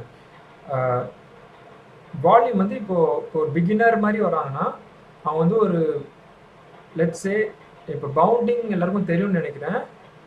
பவுண்டிங் எக்ஸசைஸ் பண்ணுறீங்கன்னா ஒரு பிகினர் அப்படின்னு வந்தோன்னா அவன் வந்து he'll have very gross movement skills. அவங்களெலாம் பார்த்தோன்னா ஒரு 100 பவுண்டிங் கூட கொடுக்கலாம், ஆனால் அரைக்குறையாக லைட்டாக இன்டென்சிட்டியில் 100 பவுண்ட்ஸ் கொடுத்துடலாம். ஸோ வால்யூம் அதிகமாக இருக்குது, இன்டென்சிட்டி லோவாக தான் இருக்குது. அவன் வந்து ஃபுல் எஃபர்ட் ஹெவி பவுண்டிங் பண்ண போகிறதில்ல. அதே இன்னும் கொஞ்சம் நெக்ஸ்ட் ஸ்டேஜ் போகும்போது ஒரு 75 to 50 பவுண்டிங்ஸ் வச்சுட்டு இன்டென்சிட்டி கொஞ்சம் இன்க்ரீஸ் பண்ணிடலாம். லைக் அந்த டிஸ்டன்ஸ் ஒரு பவுண்டிங் பண்ணுறாங்கன்னா எவ்வளோ டிஸ்டன்ஸ் கவர் பண்ணுறாங்களோ அதை நீங்கள் இன்க்ரீஸ் பண்ணிடலாம். ஸோ அப்படி பண்ணும்போது இன்டென்சிட்டியும் ஏறுது, வால்யூம் கொஞ்சம் குறைஞ்சிருக்கு. ஓகே, ஆஸ் ஸ்பீக்கிங் நெருங்க அந்த 50 பவுண்ட்ஸ் வந்துட்டு 10 to 20 பவுண்ட்ஸ் ஆனால் கூட பரவாயில்ல. ஆனால் டிஸ்டன்ஸ் ஒரு பவுண்டில் எவ்வளோ கவர் பண்ணுறான், எவ்வளோ ஹைட் கவர் பண்ணுறான், அதெல்லாம் வந்துட்டு நீங்கள் இன்க்ரீஸ் பண்ணிடலாம் இன்டென்சிட்டி. ஸோ வால்யூம் வந்து ஸ்லோவாக குறைஞ்சிக்கிட்டே வருது, இன்டென்சிட்டி வந்து ஏறிக்கிட்டே இருக்குது. That is how you progress from off season to peak. கிட்டத்தட்ட எல்லா எக்ஸசைசஸ்க்குமே அப்படி தான் இருக்கும் மோஸ்ட்லி. இப்போ ஸ்ப்ரிண்டிங்கில் பார்த்தோன்னா எக்ஸாம்பிள் கொடுக்கணும்னா ஸ்ட்ரைடிங் ஒரு 10 ஸ்ட்ரைடு 100 மீட்டர் ஓடுன்னு சொல்லிடலாம். That will be high volume low intensity. அதே மிட் பீக் கிட்ட நெருங்கும் போது அவன் வந்துட்டு அதே 100 மீட்டர்ஸ் பண்ணலாம். 10 ரெப்ஸ்க்கு பதிலாக 5 reps, ஸ்ட்ரைடுக்கு பதிலாக ஆக்சலரேஷன் அண்ட் சும்மா ஸ்ட்ரைடை வந்து ஜாக் மாதிரி ஒரு 60% பண்ணுறதுக்கு பதிலாக striding speed cum acceleration at 70%, 50-60%லேருந்து 70-80% புஷ் பண்ணிடலாம். அப்படி பண்ணும்போது 10 ஸ்ட்ரைட் ஓடின இடத்துல 5 ஆக்சலரேஷன் பண்ணால் போதும். ஸோ நெக்ஸ்ட் ஸ்டேஜ் இன்னும் காம்படிஷன் நெருங்க you are going to sprint at 90% or more. 95% intensity push பண்ணுறீங்க அப்படின்னா 5 ஸ்ப்ரிண்ட் 100 மீட்டர்ஸ் பண்ணணும்னு அவசியம் இல்லை. ஒரு செஷனில் 1-2 மேக்ஸிமம் போதும். மேக்ஸிமம் அது தாண்டி 3, அதாவது if you're going up to competition max மாதிரி நீங்கள் போகிறீங்க 95% மேலே போகிறீங்க அப்படின்னா வால்யூம் கம்மி. வால்யூம் எங்கே எவ்வளோ ஆயிடுச்சு? ஃபஸ்ட்டு 10 ரெப் தான் high volume, 5 reps moderate volume, low volume வந்து 1, 2 or 3 ரெப்ஸ் டோட்டல் வால்யூம். ஆனால் இன்டென்சிட்டி பார்த்தோன்னா 100 மீட்டர்ஸ் ஃபஸ்ட்டு 14-15 செகண்ட்ஸில் ஓடி இருப்பான், அதுக்கப்புறம் அதே 12 செகண்ட்ஸ் ஓடி இருப்பான். அதே இங்கே வந்து பார்த்தோன்னா 10, 9, 11 ஃப்ளாட் அந்த ரேஞ்சுக்கு வந்திருப்பான். ஸோ வால்யூம் இறங்கிக்கிட்டே இருக்குது, இன்டென்சிட்டி ஏறிக்கிட்டே இருக்குது. Okay. The most important factor for strength development appears to be training effort. Training effort தான் வந்து most important factor. Initially resistance exercise should feature low intensity training. ஸ்டார்டிங்கில் லோவாக தான் வச்சுக்கணும், ஸோ தட் client வந்துட்டு muscle soreness வந்து they won't experience. High intensity training நீங்கள் கொடுத்தனா client வந்து they'll experience significant DOMS. DOMS-னா என்னன்னு தெரியுமா? Anybody? Delayed onset muscle soreness. Yes. Delayed onset of muscle soreness. என்னன்னா weight training or any training பண்ணும்போது soreness வந்துட்டு உங்களுக்கு பண்ணி முடிச்ச உடனே இருக்காது. உங்களுக்கு பண்ணி முடிச்சு ஒரு 20 to 36 ஹவர்ஸ்க்கு அப்புறம் தான் வந்து ஒரு சோர்னஸே வரும். இது நீங்கள் நிறைய பேர் எக்ஸ்பீரியன்ஸ் பண்ணியிருப்பீங்க, பட் அது என்னன்னு தெரிஞ்சிருக்காது. It's called delayed onset of muscle soreness. நீங்கள் ஸ்குவாட்ஸ் பண்ணுறீங்கன்னா ஸ்குவாட்ஸ் பண்ணி அன்னைக்கு ஈவினிங் நல்லா இருக்கும், அடுத்த நாள் ஈவினிங் வரைக்கும் கூட நல்லா இருக்கும். ஆனால் அடுத்த நாள் நைட்டு கிட்ட நெருங்கும் போது காலில் செம்ம சோராக இருக்கும். Okay, that is called delayed onset of muscle soreness. Delayed onset of muscle soreness beginning கிளைண்ட்ஸ்க்கு இருந்துச்சுன்னா அடியரன்ஸ் ரொம்ப கம்மியாக இருக்கும், அவங்க ரெகுலராக ட்ரைனிங் பண்ண மாட்டாங்க. ஓகே, அதே மாதிரி gradual progress in intensity will help the clients experience results. கிராஜுவலாக நீங்கள் வந்து இன்டென்சிட்டி ஏற்ற ஏற்ற கிளைண்ட்ஸ் வந்து ரிசல்ட்ஸும் they'll எக்ஸ்பீரியன்ஸ் பெட்டர் ரிசல்ட்ஸ். அதே மாதிரி long டர்மாக they will stick to the program. Progressing too quickly can lead to injuries and soreness. Okay, next பார்த்தோன்னா training tempo. Training டெம்போன்னு என்னன்னா ஒரு ரெப்படேஷனோட ஸ்பீடு தான் வந்து டெம்போ. இப்போ பைசெப்ஸ் வந்துட்டு 1, 2, 3, 4 செகண்ட்ஸ் டவுன், கீழே எவ்வளோ நேரம் பாஸ் பண்ணுறீங்க, and then how many seconds coming up, 1, 2, 3. இந்த ஒரு ரெப்படேஷனோட டைம் தான் வந்துட்டு tempo. Okay, controlled moments speed பண்ணலாம், அதே மாதிரி ஃபாஸ்ட் மூமெண்ட் ஸ்பீட்ஸ் பண்ணலாம். இப்போ ஃபாஸ்ட் மூமெண்ட்ஸ்லாம் வந்து க்ளீனர் ஸ்நாட்ச் எல்லாமே ஃபாஸ்ட் மூமெண்ட் ஸ்பீட்ஸ் வரும். இங்கே நீங்கள் you have to remember one thing, இங்கே வந்து காமன்லி ரெக்கமெண்டட் மூமெண்ட் ஸ்பீடு வந்து பார்த்தோன்னா 6 செகண்ட்ஸ் பர் ரெப்படேஷன். சரியா, டெக்ஸ்ட் புக்கில் இதான் கொடுத்துருக்குறாங்க, but there is no such rule when you write the programmes on your own. Exam point of வியூவில் 6 செகண்ட்ஸ் வந்துட்டு ஒரு ரெப்படேஷனோட ஸ்பீடு இருக்கணும் அப்படின்றாங்க. ஓகே, கான்சென்ட்ரிக் அதில் அந்த 6 செகண்ட்ஸில் வந்து கான்சென்ட்ரிக் வந்து 1 to 2 செகண்ட்ஸ் இருக்கணும், ஈசென்ட்ரிக் வந்து 2 to 4 செகண்ட்ஸ் இருக்கணும் அப்படின்றாங்க. ஓகே, ரெண்டும் சேர்த்து 6 செகண்ட்ஸ் ஒரு ரெப்படேஷன் இருக்கணுன்றாங்க. நார்மலாக ஈசென்ட்ரிக் வந்து கொஞ்சம் அதிகமாக இருந்துச்சுன்னா பெட்டர் ஃபார் ஹைப்போட்ரோஃபி ரிலேட்டட் கோல்ஸ். சரியா, ஈசென்ட்ரிக்ஸை கொஞ்சம் அதிகமாக வச்சுன்னா you will have a little more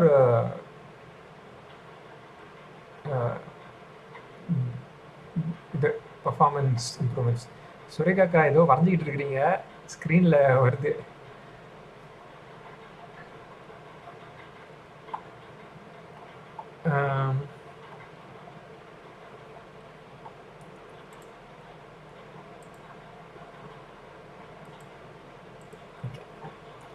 Personal trainers may need to consider soreness while planning the eccentric phase. So அந்த soreness, delayed onset of muscle soreness வரதுக்கு one of the primary reasons வந்து eccentric face தான். ஈசென்ட்ரிக் ஃபேஸில் தான் வந்துட்டு உங்களுக்கு tissue damage அதிகமாக இருக்கும், அதனால தான் வந்துட்டு உங்களுக்கு இந்த delayed onset of muscle soreness அதிகமாக இருக்கும். ஓகே, ஸோ லாஸ்ட் பார்த்தோன்னா லாஸ்ட்டுன்னு நினைக்கிறேன், rest interval. How much of rest you take in between ஒரு எக்ஸசைஸ்க்கும் இன்னொரு எக்ஸசைஸ் நடுவில் எவ்வளோ ரெஸ்ட் எடுக்கிறீங்க, அதே மாதிரி ஒரு எக்ஸசைஸ்க்குள்ளேயே ஒரு செட்டுக்கும் இன்னொரு செட்டுக்கும் நடுவில் எவ்வளோ ரெஸ்ட் எடுக்கிறீங்க.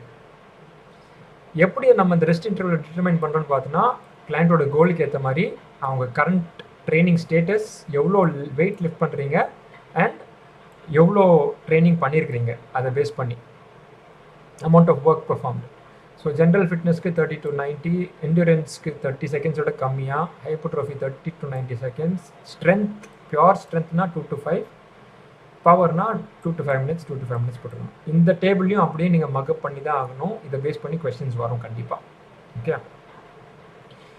வெயிட் ஹெவியாக இருந்ததுன்னா ரெஸ்ட் அதிகமாக தேவை, எல்லாம் தெரிஞ்சது தான். பட் ஸ்டில்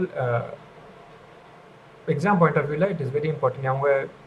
இவங்க வந்து எக்ஸாம் பாயிண்ட் ஆஃப் வியூவில் பார்த்தோன்னா sometimes intensity of 1 rep max வந்து அதிகமாக இருந்துச்சு அப்படின்னா வந்து ரெஸ்ட் எவ்வளோ கொடுக்கணும் அப்படின்னு கேட்பாங்க. வெயிட் ஹெவின்னு டைரெக்டாக கேட்க மாட்டாங்க. ஓகே, அதே மாதிரி எனர்ஜி ஸ்டோர்ஸ் வந்து ரீப்ளனிஷ் பண்ணணும். இருக்கிற எனர்ஜி ஸ்டோர்ஸ் எல்லாமே காலி ஆகிடுச்சு அப்படின்னா வந்துட்டு அது ரீப்ளனிஷ் பண்ணால் தான் வந்துட்டு you will be able to do the next set and next exercise. Okay, energy stores replenish ஆகிறதுக்கு கிட்டத்தட்ட 50% நம்ம வந்து ஒரு 30 செகண்ட்ஸ்லேயே ரீப்ளனிஷ் ஆகிடும் ATPs. அதே மாதிரி 75% வந்துட்டு அந்த ஃபஸ்ட்டு 1 minute பிரேக் எடுத்தாலே 75% ரெக்கவர் ஆகிடும். 95% வந்து ஒரு 2 minutesக்கு மேலேயே வந்து நீங்கள் ரெஸ்ட் எடுத்தோன்னா 95% ரெக்கவர் ஆகிடும். அந்த பர்டிகுலர் எக்ஸசைஸ்க்கு அந்த பர்டிகுலர் மசில் சுற்றி இருக்கிற ஃபெட்டிக். ஓகே, பட் இது எக்ஸாக்ட் ஜென்ரல் ரூல் கிடையாது. ஐ மீன் ரஃபாக கொடுத்துருக்குறாங்க, நீங்கள் கொடுக்குற லோடுக்கு ஏற்ற மாதிரி மாறும். ஹெவி 1 rep மேக்ஸ்லாம் பண்ணனா 2 நிமிஷம்லாம் பத்தவே பத்தாது 95% ரெக்கவர் ஆகிறதுக்கு கூட. ஹெவி ஸ்குவாட்ஸ் ஒரு 110, 120லாம் பண்ணால் ஈஸியாக 2 to 3 minutes மேலே தேவை. அப்போ தான் வந்துட்டு ஒரு 70% ரெக்கவர் ஆன மாதிரி ஒரு ஃபீல் இருக்கும் உங்களுக்கு. அதே மாதிரி ஜென்ரலாக ஒரு கைட்லைன் கொடுத்துருக்காங்க. ஜென்ரல் மசில் கண்டிஷனிங் வந்து 1 minute ரெஸ்ட் இன்டர்வல் இருந்தனா போதும் அப்படின்னு ஒரு ஜென்ரல் இது கொடுத்துருக்காங்க. அதே மாதிரி ஒலிம்பிக் லிஃப்டர்ஸ், பவர் லிஃப்டர்ஸ் வந்து they take longer rest interval. Okay, to maximize muscle strength, exercises need several minutes rest between exercises and sets. Clients new to muscle training should have rest intervals long enough to allow them to maintain their comfort levels. Okay, புதுசாக வர clients வந்துட்டு அவங்களுக்கு வந்து rest தாராளமாக நீங்கள் கொடுத்து நீங்கள் start பண்ணலாம். ஃபிக்ஸடாக வந்து 30 செகண்ட்ஸ் ரெஸ்ட் தான் கொடுக்கணும்னு அவசியம் இல்லை. ஓரளவு கொடுங்க, பட் அவங்க வந்து வார்ம் அப்பை விட கூல் டவுன் ஆகிற அளவுக்கு ரெஸ்ட் கொடுக்காதீங்க. Okay, while performing muscular strength circuits, recovery interval has more impact on the cardiovascular system. So strength circuit பண்ணும்போது ரெக்கவரி நீங்கள் கரெக்டாக மேனிப்புலேட் பண்ணனா உங்கள் கார்டியோவாஸ்குலர் சிஸ்டமில் தான் இம்பாக்ட் தெரியும். நீங்கள் ரெஸ்ட்டு கம்மியாக கொடுத்தனா ஹார்ட் ரேட் நிறைய மூச்சு வாங்கி நீங்கள் ஒர்க் அவுட் பண்ண முடியாமல் போகுமே தவிர்த்து அதனால தான் உங்களால் எக்ஸசைஸ் பண்ண முடியாமல் போகும். பட் நாட் தட் அந்த எக்ஸசைஸ் அந்த மசிலோட கெப்பாசிட்டி அதுன்னு கிடையாது. லைக் நீங்கள் ரெஸ்ட்டு கம்மியாக கொடுக்குறதுனால you will not be able to perform it to the full effort because heart and lungல வந்துட்டு recovery impact ஆகிடும். ஓகே, ஷார்ட் ரெஸ்ட் இன்டர்வல்ஸ் எடுத்தோன்னா it increases cardiovascular demand. Okay, this form of training coupled with higher volumes of resistance work that increase metabolism is becoming popular. So நல்ல heavy resistance training with short rest வந்து fat loss வந்து they are using இப்போ கரண்ட்டாக இருக்கிற training ஸ்டைல்ஸில். Last point இதுதான். ஒரு session உள்ளே பார்த்தோன்னா ஒரு செஷனாக 3 ப்ராட் ஸ்ட்ரக்சர்ஸாக பிரிச்சுருவோம். ஒன்று வந்து வார்ம் அப், இன்னொன்று வந்து கண்டிஷனிங், இன்னொன்று வந்து கூல் டவுன். இது எல்லாருக்கும் தெரிஞ்சது தான், பட் ஜஸ்ட் ரஃபாக will go through it. Warm up வந்து லைட் எக்ஸசைசஸ் யூஸ் பண்ணுவோம். 5 to 10 minutes will be using it, will be doing it. Light எக்ஸசைஸ்லேருந்து ஆரம்பித்து கிராஜுவலாக இன்டென்சிட்டி இன்க்ரீஸ் ஆகிக்கிட்டே இருக்கும். ரொம்ப டிஃபிகல்ட்டாக இருக்கக்கூடாது எக்ஸசைஸ். வார்ம் அப்லேயே வந்து டயர்ட் ஆகிடக்கூடாது, ஃபெட்டிக் வந்து தரக்கூடாது. அதே மாதிரி ஃபோக்கஸ் வந்து it should be on proprioceptors activate பண்ணணும். மசில்ஸ்க்கு வந்து இன்க்ரீஸ் பிளட் ஃப்ளோ இருக்கணும். கனெக்டிவ் டிஷ்யூக்கு கொஞ்சம் எலாஸ்டிசிட்டி கொண்டு வரணும், டெண்டன்ஸ் அண்ட் லிகமெண்ட்ஸ் எல்லாத்துக்கும். Okay, warm up sequence should focus on movements pattern plan for the rest of the workout. So என்ன மாதிரி ஒர்க் அவுட் பண்ண போகிறீங்களோ அதுக்கேற்ற மாதிரி தான் சீக்வன்ஸ் இருக்கணும். ஸ்ப்ரிண்ட் பண்ண போகிறீங்களா, அதுக்கு வார்ம் அப் ஸ்ட்ரைடு தான். பெஞ்ச் ப்ரெஸ் பண்ண போகிறீங்களா, அதுக்கு வார்ம் அப் வந்து பெஞ்ச் ப்ரெஸ் தான். ஸோ பெஞ்ச் ப்ரெஸ்ஸில் நீங்கள் லைட் வெயிட்டில் நீங்கள் பண்ணாலே வந்து த joint it self will warm up. So நீங்கள் வந்து பவர் லிஃப்டை ட்ரெயின் பண்ணுறீங்கன்னா அவங்க வந்துட்டு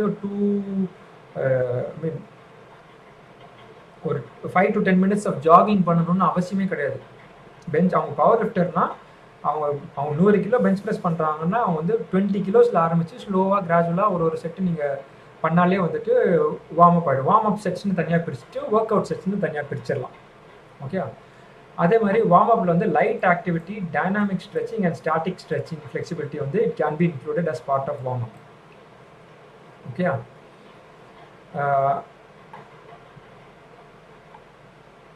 அதே மாதிரி the goal of warm up is to inhibit the over active muscle. So ரொம்ப ஆக்டிவாக ஒரு சில மசில் இருக்குன்னா அதை வந்துட்டு நீங்கள் ஸ்டாப் பண்ணணும் அதோட ஆக்டிவிட்டியை. அதுதான் should be part of warm up. அதே மாதிரி பாஸ்டரல் இஷ்யூஸ் ஏதாவது இருந்துச்சு அப்படின்னா வார்ம் அப்லேயே வந்து நீங்கள் ஸ்டாட்டிக் ஸ்ட்ரெச்சிங் இன்க்ளூட் பண்ணிடலாம். ஓகே, எக்ஸசைசஸ் ஃப்ரம் த இப்போ functional and movement training phases of the IFT fitness model. இது வந்துட்டு ஏஸ் ஐஎஃப்டின்னு இவங்களே ஒரு மாடல் வச்சுருக்குறாங்க. அது வந்துட்டு இன்னொரு சாப்டரில் வரும். சரியா, அந்த சாப்டர் வரும்போது இதை இன்னும் கொஞ்சம் டீட்டெயில்டாக எக்ஸ்பிளைன் இட். பட் என்னென்னா அவங்கள்ட்ட ஏஸ் ஐஎஃப்டி மாடலை வச்சு நீங்கள் எக்ஸசைஸ் சூஸ் பண்ணனா கரெக்டாக இருக்கும் வார்ம் அப்க்கு அப்படின்னு சொல்கிறாங்க. ஓகே, ஸோ நெக்ஸ்ட்டு பார்த்தோன்னா கண்டிஷனிங் தான் வந்து மெயின் ஒர்க் அவுட். ஸோ கண்டிஷனிங்கில் பார்த்தோன்னா portion of the exercise must be appropriate for the clients current fitness levels and goals. அவங்க என்ன கோலோ அதுக்கேற்ற மாதிரி நீங்கள் வந்து கண்டிஷனிங் ஃபேஸில் நீங்கள் ட்ரைனிங் கொடுப்பீங்க. அதே மாதிரி higher intensity elements of a session should take place early in the conditioning phase. So high intensity as in clean பண்ணுறீங்க இல்லைனா ஸ்ப்ரிண்ட் பண்ண போகிறீங்க, அதெல்லாம் வந்து வார்ம் அப் முடிச்சு ஸ்டார்டிங் ஸ்டேஜஸ்லேயே வந்துட்டு அந்த ஹை இன்டென்சிட்டியான ஒர்க் அவுட்ஸ் எல்லாமே முடிச்சிருந்தோம்னா 50% அந்த வார்ம் அப் முடிச்சு 50% அப்புறம் பார்த்தோன்னா நம்மளுக்கு எனர்ஜி ஸ்டோர்ஸ் குறைய ஆரம்பிச்சிடும். ஓகே, அதனால அந்த first half of the work அவுட்குள்ளேயே வந்துட்டு டிஃபிகல்ட்டான எக்ஸசைசஸ் எல்லாத்தையுமே முடிச்சிடணும். ஓகே, அது மாதிரி எக்ஸசைசஸ் திருப்பி அதே தான் கொடுத்துருக்குறாங்க. Exercise from the functional movement and load speed phase of the IFT model should be selected அப்படின்ட்டுருக்காங்க. இது வந்துட்டு once we see the IFT model உங்களுக்கு இன்னும் கிளியராக புரியும். நெக்ஸ்ட் பார்த்தோன்னா கூல்டவுன் வந்துட்டு again opportunity to focus on stress reduction. ஸ்ட்ரெஸ்ஸை குறைக்கிறது தான் வந்து ஃபோக்கஸ் ஆஃப் கூல்டவுன்.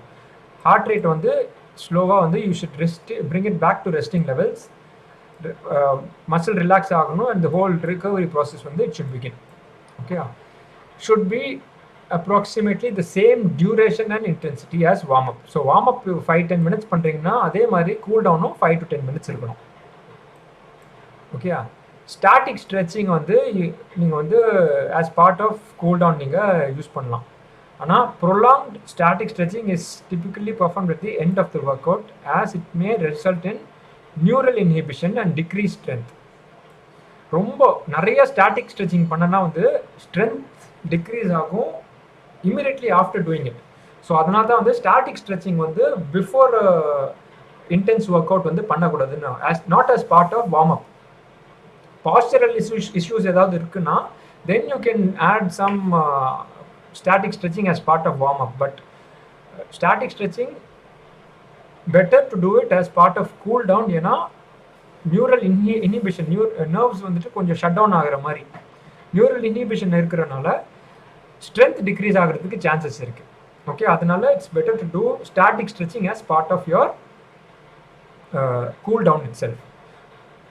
இது முன்னாடி டிஸ்கஸ் பண்ணமான்னு தெரியல. ஸ்டாட்டிக் ஸ்ட்ரெச்சிங்கும் டைனாமிக் ஸ்ட்ரெச்சிங் என்னன்னா, ஸ்டாட்டிக் ஸ்ட்ரெச்சிங் ஒரு ஸ்ட்ரெச்சை நீங்கள் ஹோல்ட் பண்ணுவீங்க ஒரு 30 seconds or 60 seconds.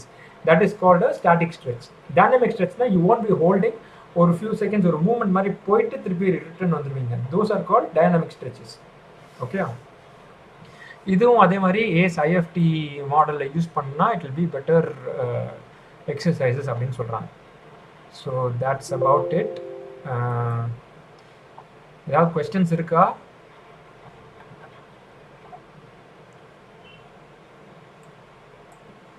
இல்லண்ணா. ஓகே. அண்ணா ஆ யார் அண்ணா பேசுறா? மனோஜா? அண்ணா நியூரல் இனிபிஷன் என்னதுண்ணா? நியூரல் இனிபிஷன்னா நர்வ்ஸ் வந்துட்டு தேர் இனிபிஷன்னா ஸ்டாப்னு மைண்டில் வச்சுக்கோங்க. நர்வ்ஸ் வந்து they're shutting down in the sense that complete shut டவுன்லாம் ஆகாது. நீங்கள் வந்து ஓவராக ஸ்ட்ரெச் பண்ணனா நர்வ்ஸ் வந்து மசிலுக்கு வந்து மெசேஜ் கொடுக்குதுல்ல, அது வந்துட்டு இட் வில் ஸ்லோ டவுன். அதனால வந்துட்டு ஸ்ட்ரென்த் வந்து உங்களுக்கு மேக்ஸிமல் ஸ்ட்ரென்த் எக்ஸ்பிரஸ் பண்ணுறது வந்து it will become difficult if you do static stretching too much. ஸோ அதனால தான் வந்துட்டு ஸ்டாட்டிக் ஸ்ட்ரெச்சிங், அதாவது 30 செகண்ட்ஸ் 60 செகண்ட்ஸ் ஹோல்ட் பண்ணுற மாதிரி ஸ்ட்ரெச்சஸ் வந்துட்டு பிஃபோர் ஒர்க் அவுட் பண்ணக்கூடாது. ஓகேண்ணா.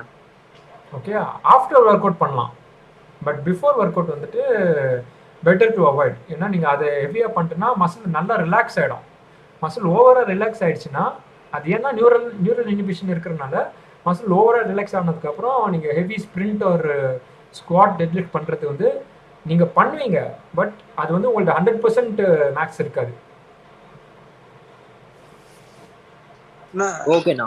ஓகே, இது நம்ம ஒர்க் அவுட் பண்றோம், நம்ம ஒர்க் அவுட் பண்ணி வார்ம் டவுன் தான் ஃபுல்லா டைனாமிக்கா மூவிங்ல தான் வார்ம் டவுனே பண்றோம். அது யார் கேட்டா என்ன கேக்குறீங்க புரியல. முகேஷ்ண்ணா. சொல்லு முகேஷ். நம்ம கிரவுண்ட்லாம் பண்ணா நம்ம வார்ம் டவுனே பாத்தீங்கன்னா slow minute jogging dead jogging தான் பண்றோம். சரி, ஸோ அது வந்து எப்படி டைனமிக் வார்ம் டவுன்ல தானே வரும்ல, டைனமிக் ஸ்ட்ரெச்சஸ்ல தானே வரும். வார்ம் அப் வந்து நீங்க ஜாக் பண்றீங்கன்னா அது வார்ம் டவுன் சொல்றேன். வார்ம் டவுன், ஆமா, கூல் டவுன். ஜாக் பண்றது ஓகே, கூல் டவுனா. ஜாக் பண்றது வந்து it is not consider dynamic. Dynamic வந்து நீங்க cool as part of cool down வந்துட்டு நீங்க எவ்வளோ ரேஞ்ச் வந்து ஸ்ட்ரெச் பண்றீங்க மசில்ல அதை வச்சு தான் சொல்றாங்க. ஸோ கூல் டவுன் இப்போ வார்ம் அப்லேயே வந்துட்டு 2 ஆஸ்பெக்ட் இருக்கு. General warm up, specific warm அப்னு 2 இருக்கு.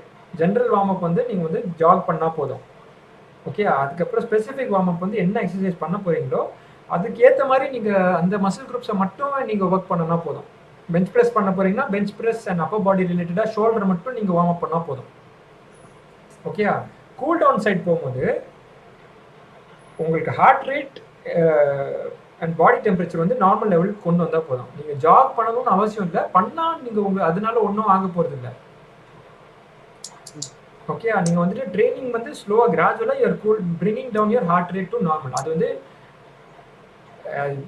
டெக்ஸ்ட் புக் வைஸ் பார்க்கும்போது நீங்கள் வந்துட்டு கூல் டவுன்னு தனியாக ஒரு டைம் ஸ்பெண்ட் பண்ணி நீங்கள் பண்ணணும். ஸ்பெசிஃபிக்காக வந்து நீங்கள் ஸ்ட்ரெச் பண்ணிட்டீங்க, செஸ்ட் ஒர்க் அவுட் பண்ணிட்டீங்கன்னா செஸ்ட்டுக்கு மட்டுமே ஸ்ட்ரெச் பண்ணணும் நீங்கள் 30 செகண்ட்ஸ் ஒரு 1 மினிட் மாதிரி. பட் டெக்னிக்கலி வந்து நீங்கள் அது வந்து பண்ணணும்னு அவசியம் இல்லை. பாடி நீங்கள் நார்மலாக திருப்பி வாக் பண்ண ஆரம்பிச்சாலே ஆட்டோமேட்டிக்காக your body cools down on its own. ஓகேயா, மசிலில் சில மெட்டபோலைட்ஸ்னு சில இது இருக்குது, ஹைட்ரஜன் அயான்ஸ், லாக்டேட் எல்லாமே அக்யூமுலேட் ஆகிருக்கும். அதை கொஞ்சம் ஃப்ரீயாக பண்ணுறதுக்கு வெரி லைட் மூவ்மெண்ட்ஸ் நீங்கள் பண்ணால் போதும், automatically it will return to its original state. நீங்கள் அது பண்ணலன்னா கூட it will come back after a few hours. But preferred way of doing வந்து after workout mild exercise for the same muscle group பண்ணிட்டாலே you will recover. Okay. So ஆனால் இப்போ ஸ்ப்ரிண்டர்ஸ் இவங்கெல்லாம் பண்ணும்போது ஸோ 2 laps அந்த மாதிரிலாம் ரன் பண்ண தேவையில்லைண்ணா? தேவையே இல்லை. சும்மா நம்ம தேவையில்லை. நீங்கள் லைட்டாக dynamic stretches, very light dynamic stretches பண்ணாலே போதும். கோல் ஆஃப் கூல் டவுன் வந்து பார்த்தோன்னா it is to prepare for the next session. So இப்போ வந்துட்டு காலைல ஒரு செஷன் பண்ணிட்டீங்க, திருப்பி உடனே ஒரு 4-5 ஹவர்ஸில் ஈவினிங் ஒரு செஷன் இருக்குது அப்படின்னா, suppose if it is not the same muscle அப்போ பிரச்சனையே இல்லை. மார்னிங் நீங்கள் பண்ணுறது லோவர் பாடி, ஈவினிங் அப்பர் பாடி பண்ணுறீங்கன்னா நீங்கள் வந்து லோவர் பாடியை வந்து கூல் டவுன் பண்ணணும்னு அவசியமே இல்லை. Like your body will recover, somehow it will recover. ஆனால் மார்னிங் நீங்கள் லோவர் பாடி பண்ணிட்டீங்க, ஸ்ப்ரிண்ட் பண்ணிட்டீங்க, ஈவினிங் போயிட்டு நீங்கள் வெயிட்ஸ் பண்ணணும் அப்படின்னா ப்ரிஃபரபிளி வந்து light warm up to light cool down to remove all the metabolites accumulated waste materials எல்லாமே அக்யூமுலேட் ஆகும் பிளட்ல மசில் கிட்ட. அது எல்லாத்தையும் கொஞ்சம் ஃப்ளஷ் அவுட் பண்ணிட்டுனா ரெக்கவரி கொஞ்சம் பெட்டராக இருக்கும். ஸோ இப்போ ஃபர்ஸ்ட் பண்ணும்போது ஸ்டாட்டிக் ஸ்ட்ரெச் பண்ணும்போது ஸ்ட்ரென்த் கம்மியாகும்னு சொன்னீங்களா? ஆமாம். இப்போ அதே ஸ்ட்ரெச்சிங் வந்து ஆஃப்டர் ஒர்க் அவுட் பண்ணும்போது அந்த ஸ்ட்ரென்த் லெவல் கம்மியாகாதா? ஸ்ட்ரென்த் லெவல் வந்துட்டு மசில் லென்த் வந்து இன்க்ரீஸ் ஆகுறதுனால டெம்பரரியா ஒரு ஸ்ட்ரென்த் லெவல் தான் வந்து குறையும். அது வந்து பெர்மனன்ட் ஸ்ட்ரென்த் லாஸ் கிடையாது. ஓகே. ஸோ அந்த நீங்கள் ஸ்ட்ரென்த் கொஞ்சம் ஓவரால் ஸ்டாட்டிக் ஸ்ட்ரெச் பண்ணி முடிச்ச உடனே நீங்கள் ஸ்குவாட்ஸ் டெட்லிஃப்ட்லாம் பண்ணனா உங்களுக்கு அந்த பெர்ஃபார்மன்ஸ் வந்து கொஞ்சம் நார்மலை விட கொஞ்சம் கம்மியாக இருக்கும். 140 kg நீங்கள் பண்ணுறீங்கன்னா அன்றைக்கி 135 அந்த மாதிரி தான் போகும். லைக் மசில் வந்து ரொம்ப ஓவரால் லென்த் பண்ணி நியூரல் இனிபிஷன் ஆச்சுன்னா. ஆனால் நீங்கள் அதே வந்து நீங்கள் ஒர்க் அவுட் முடிச்சுட்டு கூல் டவுன் பண்ணும்போது ஸ்டாட்டிக் ஸ்ட்ரெச் பண்ணிவிட்டு அதுக்கப்புறம் திருப்பி ஈவினிங் 5 hours கழிச்சு வந்து நீங்கள் பண்ணுறீங்கன்னா அது ஒன்றும் பிரச்சனை இல்லை. ஓகேயா? ஓகேண்ணா. ஓகே. சொல்லுங்க மஞ்சுகா. அண்ணா இப்போ வெயிட் ட்ரைனிங் பண்ணும்போது இவ்வளோ டியூரேஷன் எடுக்கிறோம், இவ்வளோ ரெஸ்ட் இருக்கு, 48 hours அந்த மாதிரி ரெஸ்ட் எடுக்கிறோன்னா, இப்போ ஸ்ப்ரிண்டிங் பண்ணும்போது இப்போ லாங் டிஸ்டன்ஸ் ரன்னர் அந்த மாதிரிலாம் பண்ணும்போது நம்ம மார்னிங் ஈவினிங் அப்படி ரொட்டேஷனாக பண்ணுறோம்லண்ணா. ஸோ அதில் எப்படி நம்ம ரெக்கவரி இது பண்ணுறதுண்ணா? மார்னிங் ஈவினிங்னா இப்போ மார்னிங் ஈவினிங் ஓட போறீங்களா அப்படி கேட்குறீங்களா? இல்லைண்ணா, இப்போ முன்னாடி நம்ம பண்ணதை வச்சு நான் சொல்கிறேண்ணா. இப்போ நம்ம அத்லெட் போது மார்னிங்கும் ட்ரைனிங் பண்ணுவோம், ஈவினிங்கும் ட்ரைனிங் பண்ணுவோம்ல. ஸோ அந்த மாதிரி கண்டினியூஸாக நம்ம வந்து ஆல்மோஸ்ட் 6 days பண்ணுவோம்லண்ணா. ஆமாம் ஆமாம். அந்த மாதிரி வரும்போது எப்படி இதில் ரெக்கவரி வந்து நம்ம எப்படி இதில் இது பண்ணுறது? ஸோ ரெக்கவரின்னு போகிறதுக்கு முன்னாடி ப்ரோக்ராம் ஸ்ட்ரக்சருக்குள்ளே போகணும். மார்னிங் ஈவினிங் வந்து நீங்கள் மார்னிங் பண்ணுற மசில் குரூப்பும் ஈவினிங் பண்ணுற மசில் குரூப்பும் எவ்வளோ சிமிலராக இருக்குன்னு பார்க்கணும். அது மாதிரி இன்னைக்கு பண்ண மசில் குரூப்புக்கு நெக்ஸ்ட் டே பண்ணுற மார்னிங் ஈவினிங் மசில் குரூப்ஸ் வந்துட்டு ரெலவெண்ட்டாக இருக்கான்னு பார்க்கணும். ஸோ ஒரு மசில் குரூப்பை நீங்கள் ட்ரெயின் பண்ணுறீங்க, அது வந்துட்டு நெக்ஸ்ட்டு நீங்கள் ட்ரெயின் பண்ண போகிறது எப்படின்னு பார்க்கணும். ஸோ அத்லெட்டிக்ஸ்னு போயிட்டீங்கன்னு வச்சுக்கோங்களேன், ஐ மீன் ஸ்போர்ட்ஸ்னு போயிட்டாலே ரொம்ப ப்ராடாக நீங்கள் யோசிக்கிற மாதிரி இருக்கும். ஸோ ஸ்ப்ரிண்ட் பண்ணாலும் உங்களுக்கு வந்து குவாட்ரிசெப்ஸ் மசில் ஒர்க் ஆக போகுது, ஸ்குவாட்ஸ் பண்ணாலும் குவாட்ரிசெப்ஸ் மசில் ஒர்க் ஆக போகுது. ஆனால் ரெண்டுமே டிஃப்ரெண்ட். ஸ்ப்ரிண்ட் பண்ணும்போது it is more neurologically demanding. Okay, CNS fatigue அதிகமாக இருக்கும், சென்ட்ரல் நர்வஸ் சிஸ்டம் ஃபெட்டிக்னு ஒன்று இருக்குது. ஓகே, அது அதிகமாக இருக்கும். ஆனால் ஸ்ட்ரென்த் வந்து நீங்கள் ஸ்ட்ரென்த் பண்ணாலும் சிஎன்எஸ் ஃபெட்டிக் இருக்கும், but not as much as max velocity sprints. Okay, so first நீங்கள் அந்த ஹோல் வீக்கை ஸ்ட்ரக்சர் பண்ணணும். Monday to Sunday morning evening என்னெல்லாம் பண்ண போகிறீங்கன்னு பார்த்துட்டு நீங்கள் அதை அரேஞ்ச் பண்ணுறீங்க பாருங்கள். அதில் தான் நீங்கள் ரெக்கவரி கொண்டு வரணுமே தவிர்த்து நான் ஒர்க் அவுட் பண்ணிடுவேன், பண்ணதுக்கப்புறம் அடுத்த ஈவினிங்குள்ளே நம்ம எப்படி ரெக்கவர் பண்ணலான்னு பார்த்தோன்னா எல்லாமே கஷ்டமான செஷன் பண்ணோன்னா கண்டிப்பாக வந்து ரெக்கவர் ஆகாது. நீங்கள் இப்போ இங்கே எப்படி சிஸ்டம்னா நம்ம கண்டிப்பாக வந்து டெய்லியும் ட்ரைனிங் பண்ணோம், மார்னிங் ஈவினிங் ட்ரைனிங் பண்ணோம், அப்போ தான் பர்ஃபார்மன்ஸ் இன்க்ரீஸ் ஆகும் அப்படிங்கிற மாதிரி ஒரு இது இருக்குல்ல. ஸோ அது ஒரு சில பேருக்கு செட் ஆகும், ஒரு சில பேருக்கு செட் ஆகாது. இது மல்டிபிள் ஃபேக்டர்ஸ் இருக்கும். ஸ்டூடெண்ட் எவ்வளோ தூரத்துலேருந்து வரான் அதெல்லாம் ரொம்ப முக்கியமான ஃபேக்டர். எவ்வளோ ட்ராவல் டைம் இருக்குது அதெல்லாம் ரொம்ப முக்கியமான ஃபேக்டர். ஸோ ஒரு ஸ்டூடெண்ட் வந்து 2 to 3 hours ட்ராவல் பண்ணணும், மார்னிங்கும் வரணும் ஈவினிங்கும் வரணும்னா பாயிண்டே கிடையாது. சரியா? அதுக்கு பதிலாக ஒரே செஷனாக ஒரு 3 மணி நேரம் பண்ணிட்டு போயிடலாம். எஃபெக்டிவா பண்றது தான் இன்னும். ஏன்னா டிராவல் ரெக்கவரி, நீங்கள் ரெக்கவரி வந்து ட்ரைனிங் பாயிண்ட் ஆஃப் வியூவில் மட்டும் பார்க்கக்கூடாது. ட்ரைனிங் வந்து it is just one part, it's just 1 hour of the 23 hours. Okay, 1 hourனு சொல்கிறேன், பட் 1 to 2 or 3 hours தான் நீங்கள் பார்க்குறீங்க. Remaining through out the day, through out the week நீங்கள் எப்படி ஸ்ட்ரக்சர் பண்ணுறீங்கன்னு ரொம்ப முக்கியம். அதே மாதிரி மார்னிங் ட்ரைனிங் பண்ணுறீங்கன்னா அதுக்கேற்ற மாதிரி ரெலவெண்ட்டாக நீங்கள் என்ன பிளேஸ் பண்ணுறீங்க. ஸோ நீங்கள் 7 days மார்னிங் ஈவினிங் பண்ணி கூட எஃபெக்டிவாக ட்ரைனிங் பண்ணலாம், கண்டிப்பாக பண்ணலாம். But how you place it and for ஹூம், அதுதான் மேட்டர். ஸோ எக்ஸாம்பிள் வந்து பார்த்தோன்னா இப்போ வீட்டு பக்கத்துலேயே வந்து ஸ்டேடியம் இருக்குது, ஜிம்மும் இருக்குது. அப்படி ஒரு ஆத்லீட் இருக்கிறாங்க, he has all the time and all the money and நம்ம சொல்கிறது செய்வான் அப்படின்னா மார்னிங் ஒரு நாள் வந்துட்டு sprint training, Monday morning sprint கொடுத்துட்டு மண்டே ஈவினிங் வந்துட்டு ஒன்றும் இல்லை 2 or 3 laps ஜாக் கொடுத்துட்டு நிறைய ஆப் ஸ்கோர் கொடுத்துடலாம். It is very very light training மாதிரி. அடுத்த நாள் மார்னிங் வந்துட்டு சும்மா வந்து உங்களுக்கு let's say medicine ball throws கொடுத்துடலாம்.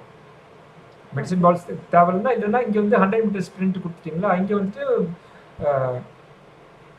லெட்ஸ் சே எனி ஜம்பிங் பிளயோமெட்ரிக்ஸ் ஏதாவது கொடுக்கலாம். பிளயோமெட்ரிக்ஸ் வேறு, ஜம்பிங் வேறு. சரியா?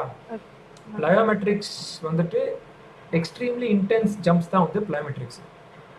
பிளயோமெட்ரிக்ஸ் வந்து எக்ஸ்ட்ரீம்லி எக்ஸ்ப்ளோசிவாக இருந்தால் மட்டும்தான் அது பிளயோமெட்ரிக்ஸ். மற்றபடி சும்மா லைட்டாக பண்ணுனா அது ஜம்ப்ஸ். நான் சொன்னது ஜம்ப்ஸ்.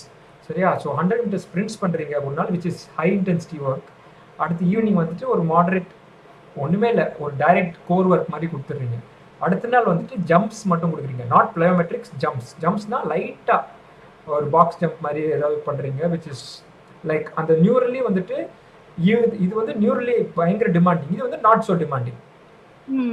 அதுக்கடுத்து நெக்ஸ்ட் 100 மீட்டர்ஸ் இங்கே பண்ணிட்டீங்கன்னா வெட்னஸ்டே வந்துட்டு லெட்ஸே ஒரு 250 மீட்டர்ஸ் அந்த மாதிரி ஏதாவது ஒன்று பண்ணிக்கிறீங்க. பட் இங்கே 100 மீட்டர்ஸ் ஒரு 6 ரேஸ் ஓடிருக்கீங்கன்னா 250 2-3 ரேஸ் ஓடினா போதும். என் மைண்டில் சும்மா வருது நான் சொல்லிட்டு இருக்கிறேன். பட் ஐடியா இஸ் ஒரு செஷன் ஹார்டாக இருக்குன்னா ஒரு 1 or 2 செஷன்ஸ் ஈஸி. அதுக்கப்புறம் ஈவினிங் ஒரு வெயிட் ட்ரைனிங், அதுக்கப்புறம் ஒரு லைட் செஷன், ஒரு ஈஸி செஷன், ஒரு medium session, high moderate low, high moderate low, high moderate low, அந்த மாதிரி நீங்கள் எப்படி வேணால் ஸ்ட்ரக்சர் பண்ணிடலாம். ஓகேண்ணா. Okay, it's not that 7 sessions, sorry 7 days வந்துட்டு ட்ரைனிங் பண்ணுறது வந்துட்டு பேடுன்னு கிடையாது. நீங்கள் ஸ்ட்ரக்சர் பண்ணுறது தான் ரிகவரி வந்துட்டு டிட்டர்மைன் பண்ணும். ஓகேண்ணா. ஓகே, பட் அதே நேரத்தில் you can even do effective programs like ஒரு வாரத்திலே வந்துட்டு 3 to 4 செஷன்ஸ் மட்டுமே 3 to 4 hours இந்த மார்னிங் மட்டும் பண்ணால் கூட போதும். அப்படியே பண்ணுறவங்களும் இருக்கிறாங்க. எனக்கு தெரிஞ்ச ஒரு ஜெர்மன் அத்லெட்டிக்ஸ் கோச் வந்துட்டு அவர் வந்து ஒரு ஸ்ப்ரிண்டர், ஜெர்மன் இல்லை நெதர்லாண்ட் நினைக்கிறேன், நெதர்லாண்டில் இருக்கிற ஒரு அத்லீட்டை 100 மீட்டர்ஸ் நேஷனல் ரெக்கார்டு வடிக்க வச்சாரு. அவர் வந்துட்டு 37-36 தான் நேஷனல் ரெக்கார்டு உடைச்சாரு. ஆனால் அவர் வந்து he was working, he had a full time job, family இருந்துச்சு. ஸோ டோட்டல் ட்ரைனிங் செஷன்ஸே பார்த்தோன்னா ஒரு வாரத்தில் 3 செஷன்ஸ் 2 hours இந்த மார்னிங் மட்டும்தான் பண்ணாரு. சரியா? அதுலேயே அதே ஒரே செஷனுக்குள்ள வெயிட்ஸும் பண்ணிடுவாரு, ஸ்ப்ரிண்ட்டும் பண்ணிடுவாரு, பிளயோமெட்ரிக்ஸும் பண்ணிடுவாரு, ஆப்ஸ் கோரும் பண்ணிடுவாரு. அந்த மாதிரி 3 செஷன்ஸ் தான் வீக்லி. அவரால் அவ்வளோதான் கமிட் பண்ண முடிஞ்சது. அதுக்கேற்ற மாதிரி ஒரு கோச் வந்து பண்ணி ஹீ ஹெல்ப்ட் பார்த்தேன். ஆனால் அவங்க எக்ஸ்பெக்ட் பண்ணல நேஷனல் ரெக்கார்ட் உடையணும். ஆனால் பார்த்தா it work for him. Okay. So frequency of training matter கிடையாது, வால்யூம் ஆஃப் ட்ரைனிங் மேட்டர் கிடையாது. அதெல்லாம் just one small bits and pieces of the whole program. நீங்கள் வெளியேருந்து பார்த்தோன்னா ஒரு 6 months 1 year morning evening sleep, nutrition, stress, நீங்கள் எல்லாத்தையுமே சேர்த்து பார்க்கணும். அப்போ தான் நீங்கள் ரெக்கவரின்னு நீங்கள் பார்க்க முடியுமே தவிர்த்து 6 நாள் நான் ட்ரைனிங் பண்ணேன்னா எனக்கு ரெக்கவரி ஆகுமான்னு அப்படி அந்த வந்து ரொம்ப சிம்பிளிஸ்டிக் மைண்ட் செட்டு. இன்னும் ப்ராடராக நீங்கள் யோசிச்சு பார்க்கும்போது training is just one part of the whole day. Okay, அவங்களோட கிளைண்ட்டோட டே, ஐ மீன் அந்த ஆத்லீட்டோட அவங்க எவ்வளோ டைம் அலாட் பண்ண முடியும், ஹவு ரெக்கவர்ட் தே ஆர், அவங்களுக்கு வேலை என்ன பண்ணுறாங்க, அவங்க எப்படி ஸ்லீப்பு, ஸ்ட்ரெஸ், அது எல்லாத்தையுமே பார்த்தா தான் அதுக்கேற்ற மாதிரி தான் யூ ஷுட் டிசைன் ப்ரோக்ராம்ஸ். ஓகேயா? ஓகேண்ணா. ஓகே, கார்த்தி ஏதோ கேட்க வந்த மாதிரி இருந்தது. என்னன்னா இப்போ இந்த சில பேருக்கு ஹிப் மொபிலிட்டி எல்லாம் கம்மியா இருக்குல்ல. ஆமா, ஒரு ஜென்ரலா ஒரு கிளைண்ட் வராங்க. ஆமா, சோ அவங்களுக்கு லைக் நம்ம மொபிலிட்டி எக்ஸசைஸ் அப்படின்னு ஒன்று தனியா ஆட் பண்ணோம்னா இல்ல லைக் இந்த ஃப்ளோலயே அவங்களுக்கு அந்த மொபிலிட்டி எல்லாமே இம்ப்ரூவ் ஆகுது. ஸ்ட்ரென்த் ட்ரைனிங் பண்ணாலே வந்துட்டு மொபிலிட்டி வரதுக்கு சான்சஸ் இருக்கு. சரியா? எல்லாருக்கும்லாம் கிடையாது, பட் ஒரு சில பேருக்கு வந்து கண்டிப்பாக full range of motion exercises கொடுத்தாலே வந்துட்டு உங்களுக்கு ரேஞ்ச் ஆஃப் மோஷன் மொபிலிட்டி எல்லாமே இம்ப்ரூவ் ஆக சான்ஸ் இருக்கு. But depends on the individual. ஒரு சில பேருக்கு ரொம்ப டைம் ஆகும். நீங்கள் வந்து அப்படி நீங்கள் ஸ்ட்ரென்த் ட்ரைனிங் வச்சு அந்த ஃப்ளோலேயே வந்து range of motion and mobility கொண்டு வரணும்னா it will take some time. ஆனால் ஒரு சில பேருக்கு நீட்ஸ்க்கு ஏற்ற மாதிரி தான். ஒரு சில பேர் ஓல்டர் பாப்புலேஷன், அவங்களுக்கு வந்துட்டு மொபிலிட்டி பேஸ்ட் ஒர்க் அவுட் கொடுத்தாலே வந்துட்டு அவங்களுக்கு மொபிலிட்டி இம்ப்ரூவ் ஆகிடும். அதுலேயே அவங்களுக்கு ஓவரால் ஹெல்த் இம்ப்ரூவ் ஆகும். அவங்களுக்கு தேவை ஃபங்க்ஷன் தான். சரியா? ஸோ அப்படி இருக்கும்போது அவங்களுக்கு ஒரு 1/2 an hour 20 to 30 minutes mobility work கொடுத்தா கூட தப்பே கிடையாது. டைரக்ட் மொபிலிட்டி ஒர்க் கொடுத்து கூட you can increase there mobility levels. Strength வச்சு கூட இன்க்ரீஸ் பண்ண முடியும். டிபெண்ட்ஸ் ஆன் த சிச்சுவேஷன் தான். ஒரு சில பேருக்கு நீங்கள் டைரெக்டாக மொபிலிட்டி ஒர்க் கொடுத்தே யூ கேன் இம்ப்ரூவ், ஒரு சில பேருக்கு தேவையில்லை. சில பேருக்கு இந்த மொபிலிட்டி ஒர்க்ஸ் பண்ணுறதே பிடிக்கல அப்படின்னா வந்துட்டு நீங்கள் பார்க்கணும் திருப்பி. அவனுக்கு ஸ்ட்ரென்த் ட்ரைனிங் பண்ணாலே வந்துட்டு அவனுக்கு வந்துட்டு ஃபுல் ரேஞ்ச் ஆஃப் மோஷன் ஏற்ற முடியுமான்னு பார்க்கணும். இல்லைன்னா வந்துட்டு சம்டைம்ஸ் நீங்கள் என்ன பண்ணிடலாம்னா ஒரு எக்ஸசைஸ்க்கும் இன்னொரு எக்ஸசைஸ்க்கும் நடுவில் ஆக்டிவ் ரெஸ்ட்டாக கொடுத்துடலாம். நீங்கள் ஆக்டிவ் ரெஸ்ட் ஆக்டிவ் ரெக்கவரி மாதிரி. இப்போ எக்ஸாம்பிள் வந்துட்டு நீங்கள் சர்க்கியூட் நீங்கள் டிசைட் பண்ணுறது தான். வார்ம் அப் நீங்கள் வந்து 15 minutes 10 to 15 minutes warm up, அதுலேயே வந்துட்டு டைனாமிக் மொபிலிட்டி எல்லாத்தையும் உள்ளே இன்க்ளூட் பண்ணிட்டீங்க. அதுக்கப்புறம் மெயின் ஒர்க் அவுட் வந்து ஒரு 40 மினிட்ஸ் நீங்கள் பிளான் பண்ணியிருக்கீங்கன்னு வச்சுக்கோங்களேன். ஓகே, நீங்கள் இது தனியாக 10 to 15 மினிட்ஸ்னு சொன்னா பண்ண மாட்டாங்க. சரியா? இதெல்லாம் வந்து நீங்கள் இந்த மாதிரி ஆஸ்பெக்ட் தான் வந்துட்டு நீங்கள் ப்ரோக்ராம் லாஜிக்லாம் விட்டு அவங்களை எப்படி பண்ண வைக்கணும்னு யோசிக்கணும். ஸோ அப்படி இருக்கும்போது இவங்களுக்கு வந்து வார்ம் அப்பே ஒன்று தேவையில்லை. என்ன பண்ணிடலாம்னா 3 எக்ஸசைஸ் சேர்த்து ஒரு சூப்பர் செட் மாதிரி கொடுத்துடலாம். ஸ்குவாட்ஸு, புஷ்அப்பு, ஒரு மொபிலிட்டி எக்ஸசைஸ். ஸ்குவாட்டு, புஷ்அப்பு, ஒரு மொபிலிட்டி எக்ஸசைஸ் 3 சர்க்கியூட் மாதிரி கொடுத்துட்டீங்கன்னு வச்சுக்கோங்க. அவன் ஹார்ட் ரேட் ஹையாக இருக்கும். ஸ்குவாட்டு புஷ்அப் பண்ணிட்டாலே ஹையாக இருக்கும். நடுவில் அந்த கேப்பில் வந்து ரெஸ்ட் தான் எடுக்க போகிறாங்க. அந்த ரெஸ்ட் எடுக்கிற இடத்துல நீங்கள் ஒரு மொபிலிட்டி எக்ஸசைஸ் கொடுத்துடலாம். Okay, okay. ஸோ அப்படி இருந்ததுன்னா டக்குன்னு அவங்க வந்து அது பார்ட் ஆஃப் த ப்ரோக்ராம் மாதிரி வச்சுன்னா அதை பண்ணி தான் ஆகணும் ஒரு மைண்ட் செட்டில் வந்துடும். ஆனால் பார்ட் ஆஃப் வார்ம் அப்னு சொன்னான்னு வச்சுக்கோங்க, வார்ம் அப் தானே தேவையில்லை அப்படின்னு சொல்லிட்டு அவங்க நெக்லெக்ட் பண்ண பார்ப்பாங்க. அதுவும் சில பேர் வந்து நீங்கள் வார்ம் அப் பண்ணிட்டு வாங்க, வெயிட் ட்ரைனிங்க்கு வாங்க. நார்மலாக ட்ரைனர்ஸ் நம்ம அப்படி பண்ணுவோம் இல்லையா?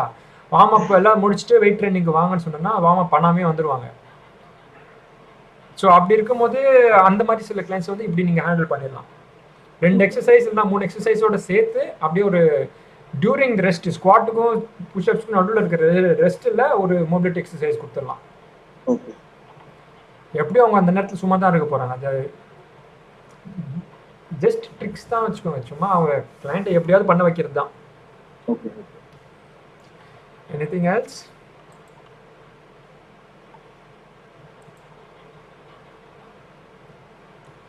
சரி, okay. I will see you next week then. ஏதாவது டவுட்ஸ் ஏதாவது இருந்துச்சுன்னா கூட குரூப்பில் மெசேஜ் அனுப்பிடுங்க. Will discuss that. ஓகே ஓகேண்ணா. ஓகே, ஓகேண்ணா, பாய்ண்ணா. பாய் பாய் பாய். See you, bye. Bye now. Bye.